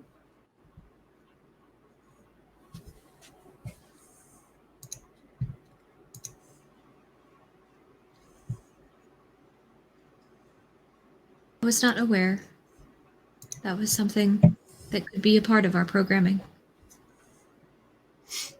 But you and others have proven that incorrect. You and I are fragments of what she was meant to be. And what she was meant to do. There's another one within you, right? I think they flash red for a brief moment in sort of response.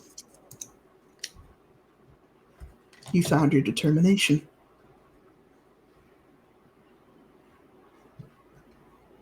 I know what has to happen. It is now.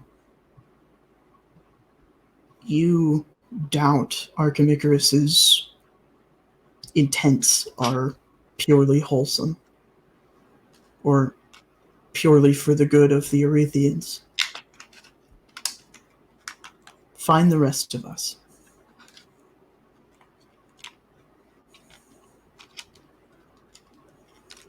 What do you call yourself? I always liked the name Todd. There's that face that you would all know is buffering. One of the older human names before the Erethians came about. Todd. Understood. And he holds out his hand.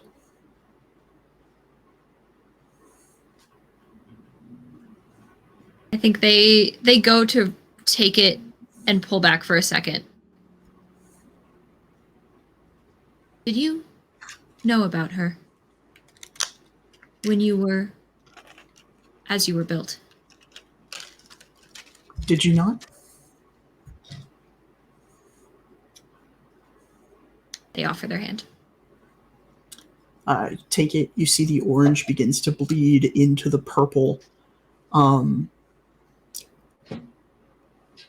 Trying to think about what color that should make, and I don't like the answer. I like to think it's one of those things, you know, when you look at an old ass TV screen, maybe before some of your times, If you get real close to it, you can tell that it's made up of like 3 or 4 different colors. But when you pull Right. back, it is as it's intended to be. So I think it's probably one of those, that it's made up of a bunch of different colors, but it gets a little muddy if you're not looking too closely. Yeah. The orange bleeds into you, and this AI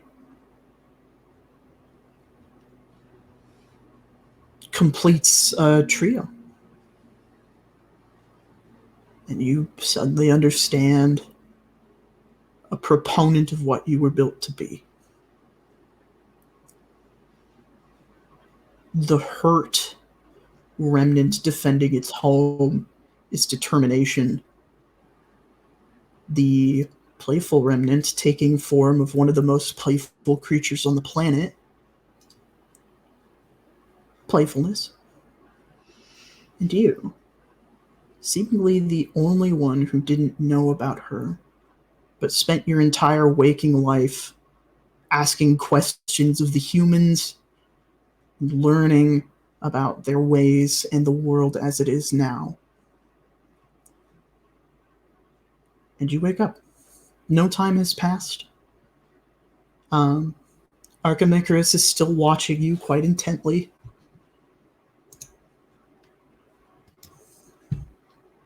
I think when they sort of come back to the real world, they are now a person. It's kind of hard to determine when that happened.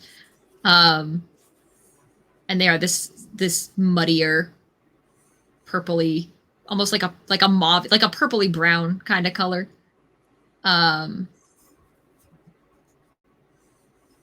They just look very almost sad, almost pitying at Archimicrus. And then they turn back to the rest of you.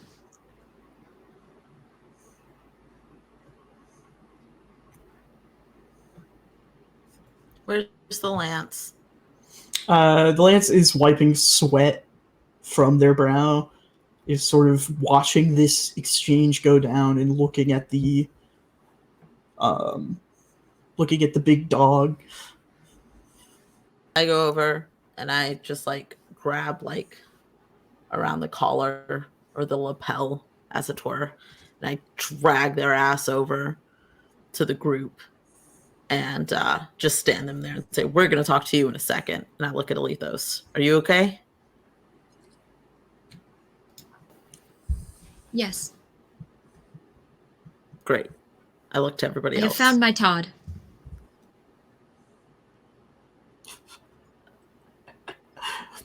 The lance just kind of looks at you like, "You're what?" My Todd? I'm not even going to ask. That is probably for the best. Happy for you. I look over at Spark and Maisie. Everyone's okay? Yeah, my trap worked on that. That's a good sign. That means That was good. I don't have That to was make really the traps any bigger. She starts like spiraling and like trying to figure out how to make the traps better. Because now she can catch the lance and a giant dog. So she's like, "Oh shit, I'm getting good, baby." I turn back to the lance. Okay. What was that? Do you mean my Twins? Yes. brothers? That. Okay, maybe I didn't explain this the best before. I am artificial, technically. Yes. Yeah. And there's more of you. Yes. But I look like me. That seems confusing. Why do they all look like you? We're a specific brand of soldier. We were designed to work with long-arm weapons. You are designed to work with Southside elements, just like Ghost and Moss were. Quick question: did we know this? Has this conversation come up in front of people that we know more about Alethos being made, and there were others of them? Was that when the Lance and I were just like vibing down the hallway by ourselves? I don't remember. Yeah, I think that was when you guys were shooting the shit. Oh, damn. So the member's Cool, like, cool. I don't know what you're talking about. I mean, just a Spark little is guy. like unmoving, same face, like it's just like really happy, just kind of chilling. But the gears are like, but outwardly, no change. So all of you are named after whatever big stick you have? Emperor seems very creative. That's a little derivative. Am I wrong? There were 4 of us. Poleaxe, Glaive, Pike, and Blance. Me. I was Yes. not wrong. Okay, one of you died. Yeah. One of us died during a village raid. Technically my fault. I'm sorry. No, it's fine. It helped. You got to stop doing that, man. So was he the bad Yeah. guy? Were you on opposite sides? Was it like No, brothers come together for the I had an good? ulterior objective. The village had enough, and they did what they would with Poleaxe. So I did what I would with my secondary objective, and I finalized it. And then Pike, Glaive, and I went back to the Emperor and reported his death. For being so direct, you are the most vague person I've ever had to speak to. Because Yeah, maybe we don't I want don't any want to of them. share personal aspects of myself with people I barely know who are looking for Bummer. every opportunity to betray me. Bummer. I'm not. We're Thank you, trapped in the You're welcome. waste with you.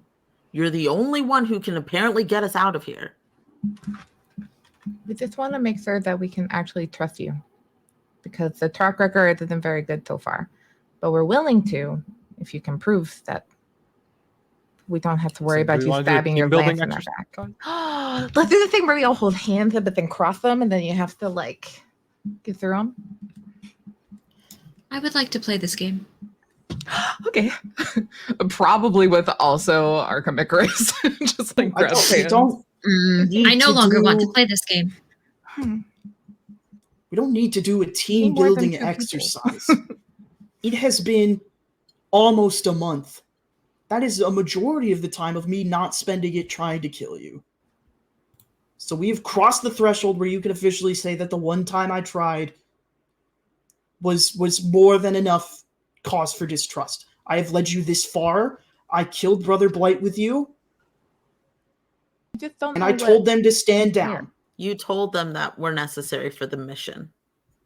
And we don't know what that is, really. Like, That's we know not- you want to bring Archimicarus there, but everything else is a bit spotty. Working together Also- and utilizing us as assets are 2 different things. Also, just on a personal note, you said trying to kill us. You killed me. That's true. Maybe you have a lot more to Successfully. hold over you. That was I'm not the same person.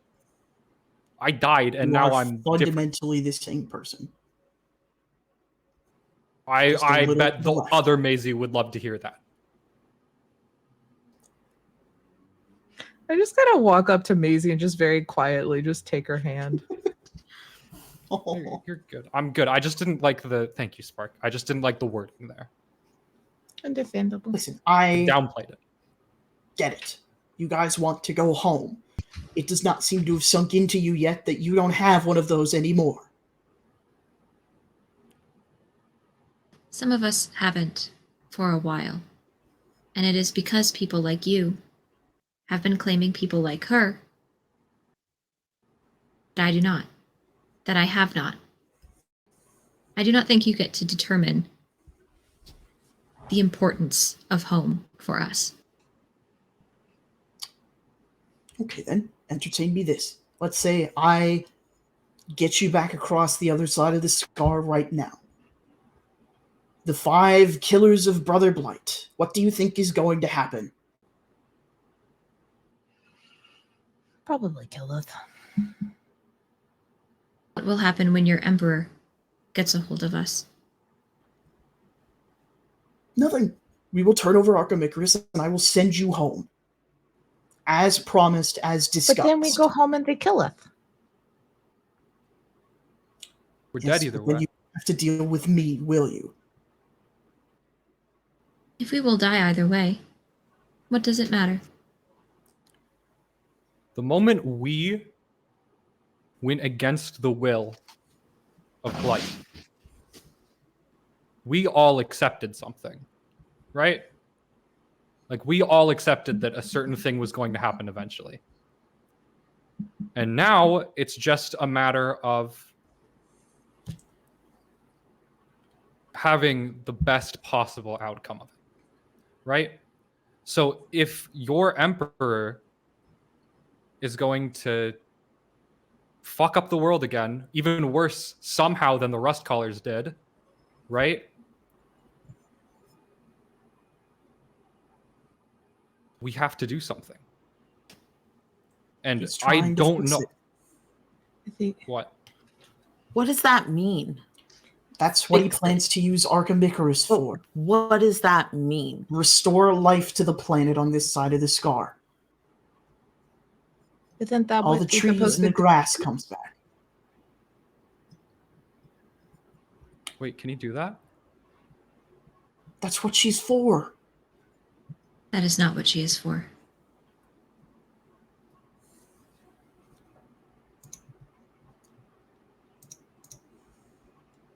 Then what is she for?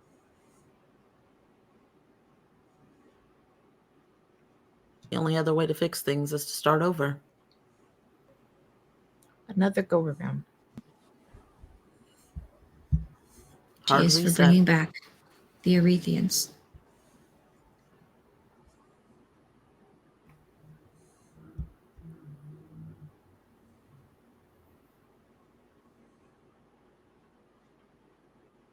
What is Archimicarus doing right now? She's currently using the latent energy within her body to, how best to describe this? She's just blowing the dust around.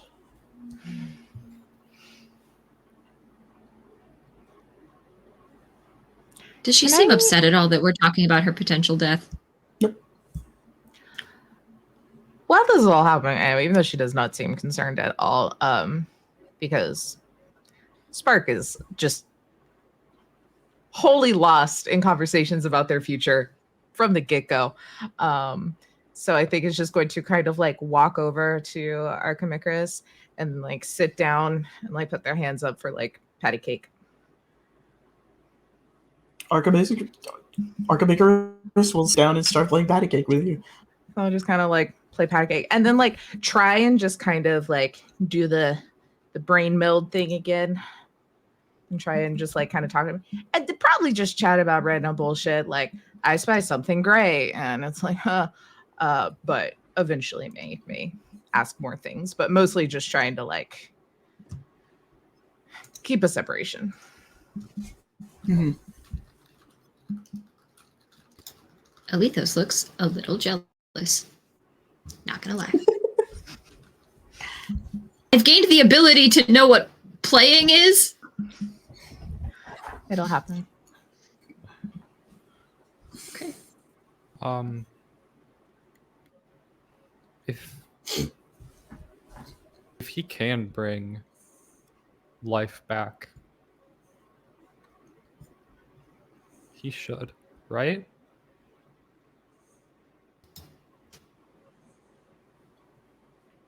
Just depends on whose.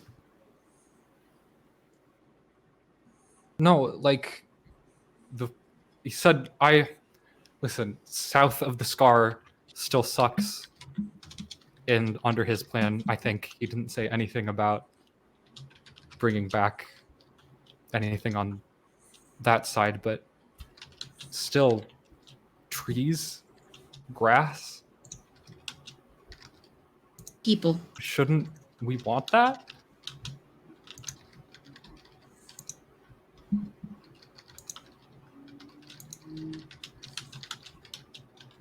Right? I don't think it's wrong to want it, but I think that assuming that handing her over to this emperor, that the only thing that's going to happen is that some trees come back is pretty stupid. Maybe he does want that. That's great.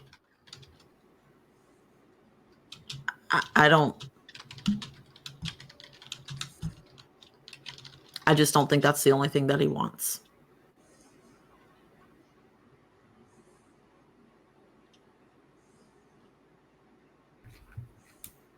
Looks at the lance. What do you want me to say? You already don't trust me. How could I possibly refute that? Do you think, genuinely, do you think that's his only goal? If that's a good goal, I'm ready to believe you. That's what my goal would be if I was in his shoes. I want to believe you right now if you tell me that that's his goal. That is what I believe his goal to be. That is what I know his goal to be. He has not steered us wrong before.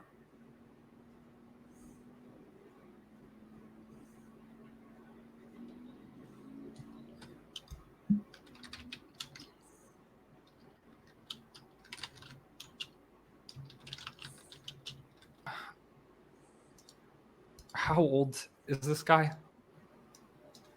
The Emperor? Yeah, how long has he been here?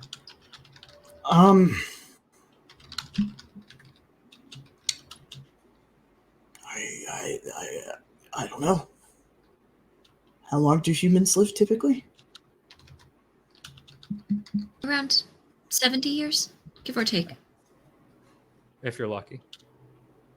And they get like gray and stuff, right? Yeah. Okay, so if that's a metric of age, I'd say he's probably somewhere in the range of 30. He hasn't been around for that long then. I've been around for 2 years. Give or take. I do Someone not younger believe than you are a good judge me. of time. Sure, I'm as old as you. You seem quite young to me. Oh, I'm middle-aged.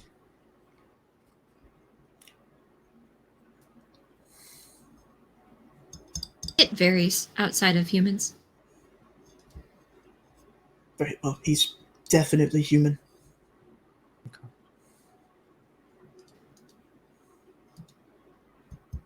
Are there a lot of humans there? Yeah, it's pretty much all humans, except for us.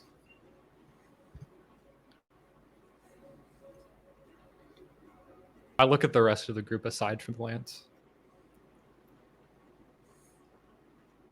I'd like to talk to him. Would he be amicable to discussion, or will he simply try to deter us from becoming involved? Pike and Glaive are not the most trustworthy warriors that he has. If he truly thought I had betrayed him, he would have sent someone else. Who? Probably your brothers.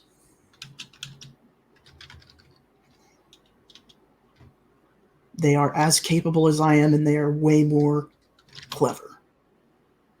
Whatever you guys are growing down there, it's strong stuff.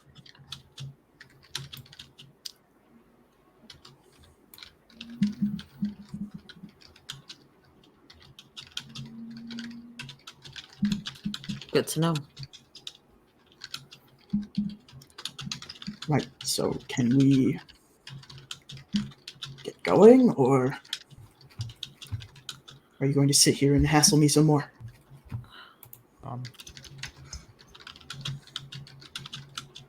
I would like to ask the acorn a question. Yeah. I would like to ask the acorn what it wants to do, or what it thinks we should do. Which of those questions do you ask? What do you think we should do?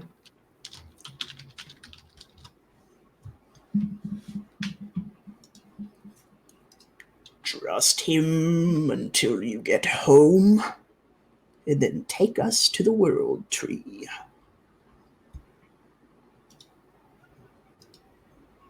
Do you think the Emperor is going to bring back the trees here?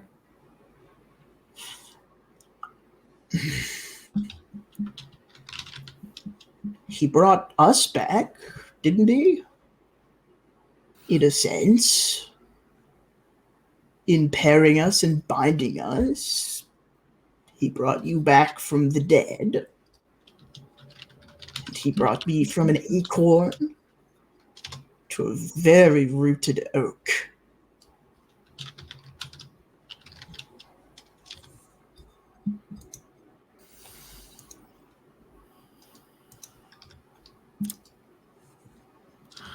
What's your name?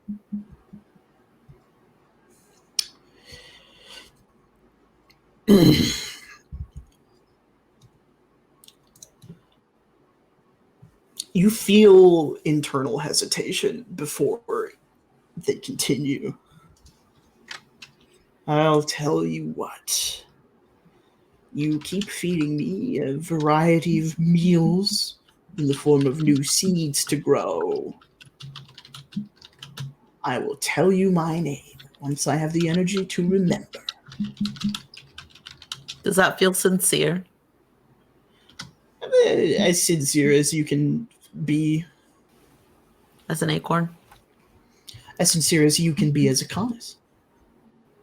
Oh. His feelings are intimately laced with your own. It pulls you by feeling within yourself.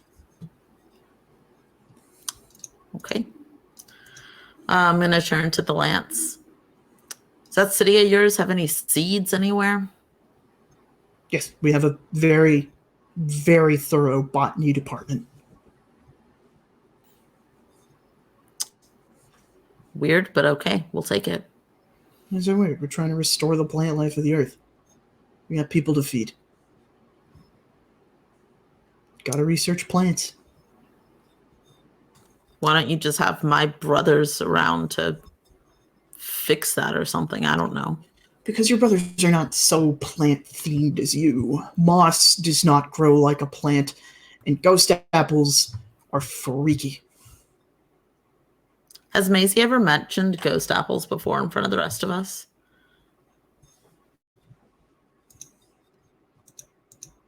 I don't think so, although Spark did see Maisie this morning with one. It's true. Okay. Well, I will follow the group.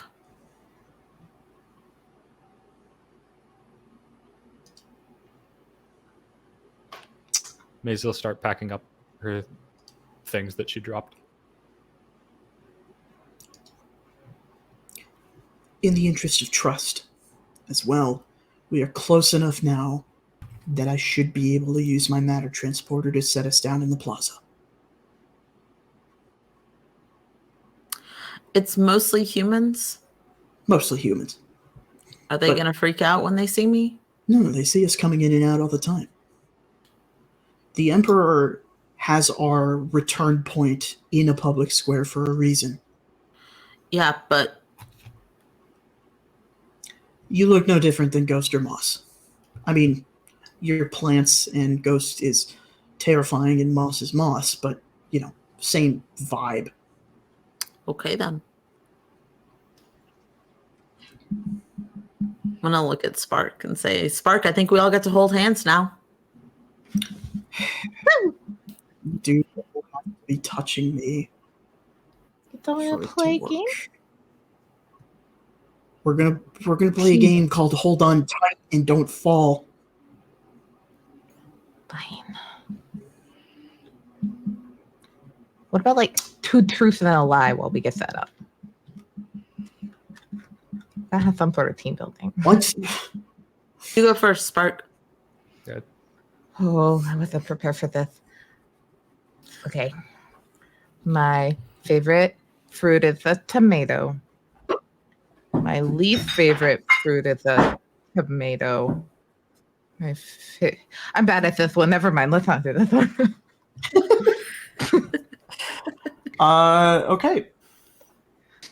Assuming you guys all cooperate, I see you. Is Archimicarus matter? You both matter. Okay. Interesting. Oh, could I, while that conversation's happening, and I'm kind of like mind melding, we're talking about just like random bullshit, probably, you know. Pose the question. I'm like horribly terrified of her, but you know, the Sparkle just be like, okay, so the game starts when we go to the tower, but we have to go to the city first because a lot of us need food and stuff because, you know, bodies. Does Emperor want you to make plants? Can you do that? So she kind of scrunches her face a little bit, grabs up some of the dust on the ground, and squeezes really hard before presenting you a black seed with white stripes on it. Can I take it? Yeah. Let me take it. What sort of plant did this make? It's an old one. It's the first one in my database, and I swore if I ever got to do that, that's the first one I would make. It's called a sunflower. Sunflower. Looks up at the sun.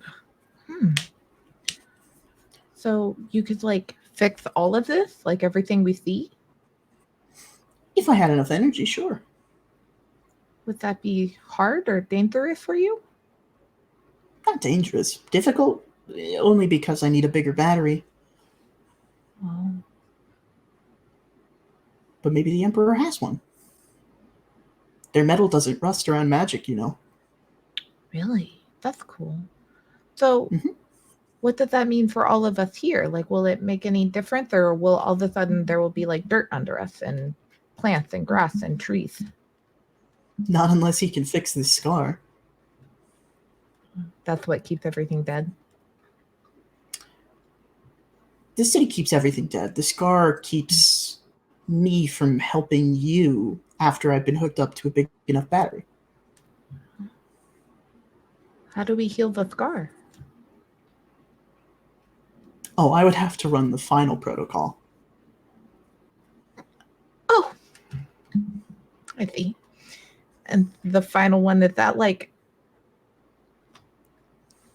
reset that they go around? Can you keep a secret? I'm very good at keeping secrets. She holds up a pinky.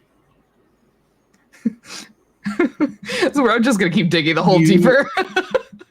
You pinky promise her, and she holds the pinky and she pulls you in real close. The final protocol? The Erethians, the rust callers is what you guys call them. Well, that's apparently a bad word. Erethians, yeah. They figured out how to save a point in time. I can send the whole planet back with enough energy. Whoa. Before any of this ever happened. That's what I need the tower for. Is the tower the big enough battery? The tower's hooked up directly to the planet's core. And with the way the rust callers ruined the planet, as they thought they might, it has stored up enough energy for me to reset this planet 20 times. So that's what fixes the scar. Correct. But then that means that we won't get to play games anymore. That's also true, and very sad. But I'll have new people to play games with.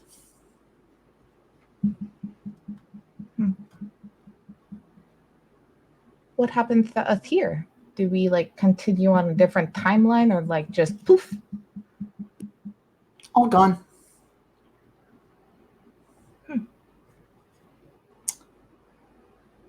They're supposed to like. It's not gonna be like an explosion and like painful and stuff, right? It'll just be like poof. You won't even know you existed.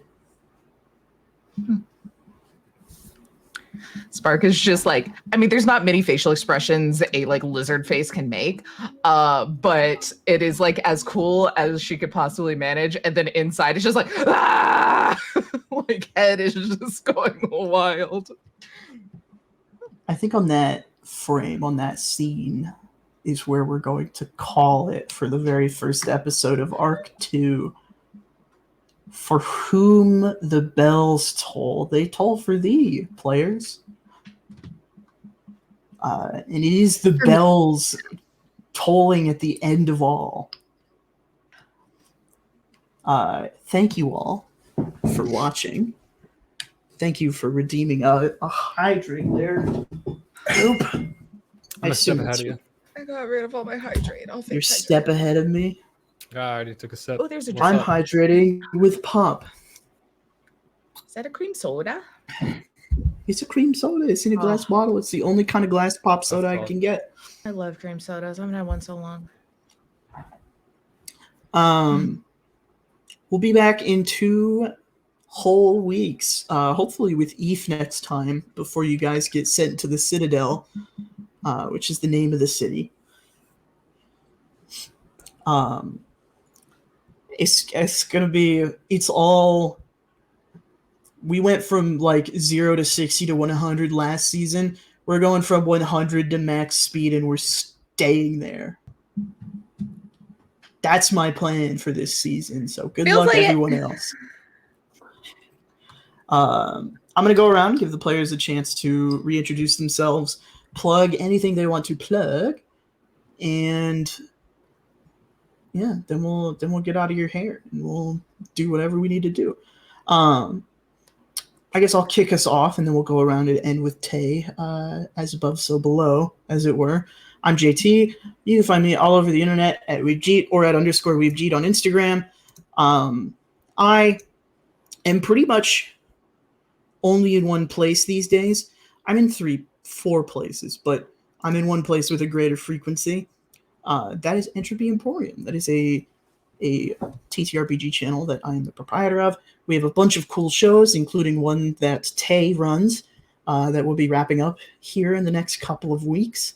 Harp also runs one, which is airing tomorrow, and Kian is running one very soon that is going to go on air. It's going to be, I'll let them talk about it more. Among that, we also have 2 casting calls open. One is for an ongoing campaign, the very first officially ongoing one. I am running, it's a 5e game called The Weird Wilds War. That's all I'm going to say about it for now. And then Will from Live from the Apocalypse is running a Girl by Moonlight game called God Complex. It is a sort of Neon Genesis Evangelion inspired mecha magical girl. Don't know how If mad that I am. sounds I'm busy on right. Thursdays. You don't know how much I screamed at my freaking computer. I was like, no! It'll be nice because it's going to be on the alternate Thursday to Project Reach, and we don't stream for almost an entire week after the week that we're streaming right now because of the way that bi-weekly schedules work. What else was it going? On the off Wednesday of this, I'm over on Lost Caravan playing Nova with one other lovely person here. We just came back for season 2 as well. It's an era of season 2s. And then on Saturday the 30th with Kit, you can find me over on Live from the Apocalypse playing in our 3rd final question mark season of a season of Secrets and Shadows, Regency flavored Monster Hearts game, where I play a Fae. I will let you tell you more about your character in a moment. That is all I'm going to plug for now. I'm going to drop the mic down from above onto Kian. I'm not catching that shit. Hi, everybody. My name is Kim. My pronouns are they, he. You can find me on the interwebs at uptight_chiffon, uptight-chiffon. Tonight, I have been a Conus. As JT said, well, actually, no. before JT said that. Tomorrow night, I will also be over on Entropy Emporium for our heist game, Project Extraction. On Friday, I will be over on Entropy Emporium for Lesson Death's Tales from the Thirsty Waste, GM'd by Tay. It's going to be super casual. It's super fine. On Saturday, Fabula Ultima, I hang out with the people on this screen a whole lot. On Saturday, Fabula Ultima, every other Saturday over on Lost Caravan, our Fatal Ascension campaign. I have a dragon boyfriend and a girlfriend who is in my head, and it's delightful. I love them both very dearly. Next Wednesday, on Monday, we will be doing Minecraft Taskmaster on Entropy Emporium. 8, 9, 10. I'm not really sure how many players now, but a bunch of us will. 9 players will get together. One of us will be successful. If you're a betting person, do not bet on me. I will not win, but I'm going to try really hard. On Wednesday, Nova Season 2, trauma. So much processing or lack thereof. And then the Tuesday after that, I am over on Entropy Emporium. Every other Tuesday, we stream They Call Us Villains, our Masks horror game, GM'd by JD. It's delightful. It's awful. We're all very feral about that game.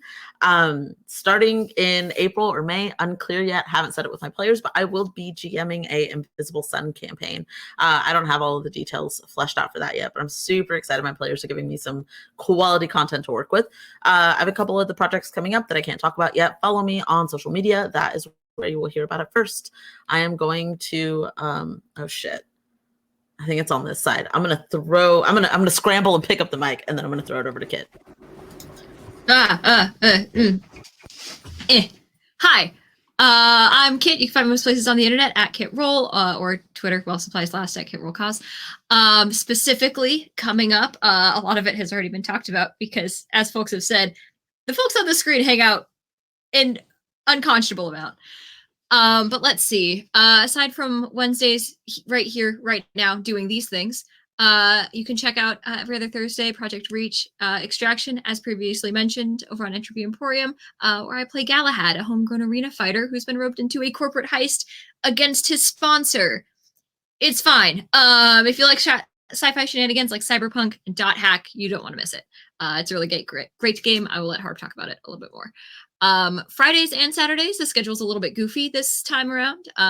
But as JT said, over on LFTA, Season of Secrets and Shadows is back for Season 3. Is that Tokyo Drift? I haven't seen those ones. Tokyo Drift is the second one. We already did Tokyo Drift. We already did Tokyo Drift? I missed it? We did it last season, man. Oh, man. All right. I'll get it one of these times, I promise. It's a delightful little game. 2 tables are happening. It's all nonsense. If you like Regency flavored shenanigans, if you like monster romance, it is a delightful little game. I play a country girl turned vampire turned court goer. So just normal things, having a good time. She's been going through it lately. Hopefully going through it less this season. Doubtful. And then every other Saturday over on Lost Caravan, you can catch Fatal Ascension, which is a Fabula Ultima campaign, where I play yet another robot. I don't have a type. Don't worry about it. We're a little squad of misfits. We're on the run from multiple countries. We fought death, I think. We're doing a lot over there. Don't worry about it, but definitely do watch it. It is a time and a half. And then, of course, if you like magical girls, queer narratives, and stories of hope amongst defeat, you can catch Bloom and Blight, our Girl by Moonlight actual play podcast, GM'd by somebody else on this screen. You can find it wherever you get your podcast. If it's not there, let me know. I'll put it there. That's a threat and a promise. Get in the comments. If you want to check out announcements for episodes and other shenanigans, clips, things like that, you can find us on all of the socials, basically ever, at Bloom and Blight. And if you want cast and character information, world information, transcripts of all of our episodes, and a link to the snazzy community Discord server for the podcast network Dareful Archives, you can check out bloomandblight.com. I think that's all I got for now. I'm going to stop talking. Hey, Tay. No, not Tay. I lied. Harp, think fast. Oh, just kidding. It's my water, guys. Remember to stay hydrated. Hi, I'm Harper. Harp, if you will. I run tomorrow night Project Extraction on Entropy Emporium. It's a giant digital tower that in there is the only thing that can ever kill people. So they're trying to steal it and maybe destroy it. I don't know what they do is kind of up to them, I guess. The entire game takes place in a slightly over 24-hour time span. We're currently getting close to that 24-hour mark, certainly. But yeah, that's great. I'm also in the Call of Villains Masks game. We already talked about that a little bit. Yeah, man, you guys pretty much covered just about most of the things I do. Let's see. Oh, yeah, I also make video essays while I'm trapped in this computer. You can find it on youtube.com/harpingharp. I'm getting ready. I timed out my last video essay. I've started really doing production on it. Folks, it's going to be around 2 hours. We're shooting for 45 minutes on this one. It's going to be around 2 hours. Gimme. I love a good long video essay. Eat that shit up. It's my favorite kind of video essay. Decadently like grapes. I want it like 2 hours or more. Literally any video essay, and that just is my day at work. Harp, actually, can you stick to making 2 hours plus videos from now on, please? Yeah. And thank you actually? If can you you guys make are it cool with me longer uploading real one quick? time a year, sure. That's fine. Yeah, that's cool. As long as I have content. You better watch it then. Yeah, if you guys watched Off the Shelf last week, you'll know what it's about. If you didn't, it's a secret for however long it takes me to make it. Anyways, yeah. Tay, I'm gonna be real. I'm gonna bungle this diagonal so hard, so I don't even know if I'm gonna try. Okay. Here, I'll just reach over here and I'll pull it. You got it first try. That's crazy. Got it. Hi, Taylor at Potato on Blue Sky _ and other places. Also I love going last because y'all said pretty much everything that I'm in as well. I think we like playing together and like being in the same places or something. It's wild.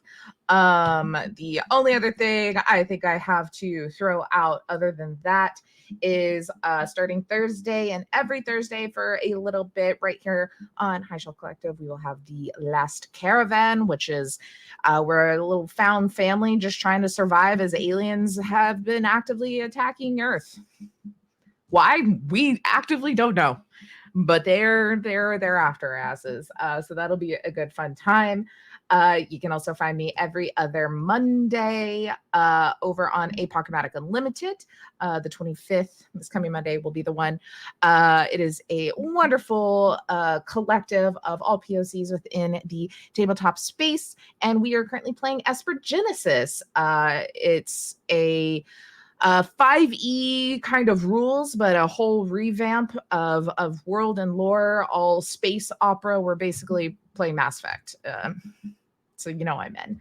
And then whenever I'm not there, I'm over on Last Caravan playing Lancer Hell's Gate. New season, same bunch of assholes. It's a good time. Weezer has already been brought up twice this season, and I think we're only 2 episodes into season 2. So JT, your legacy lives on.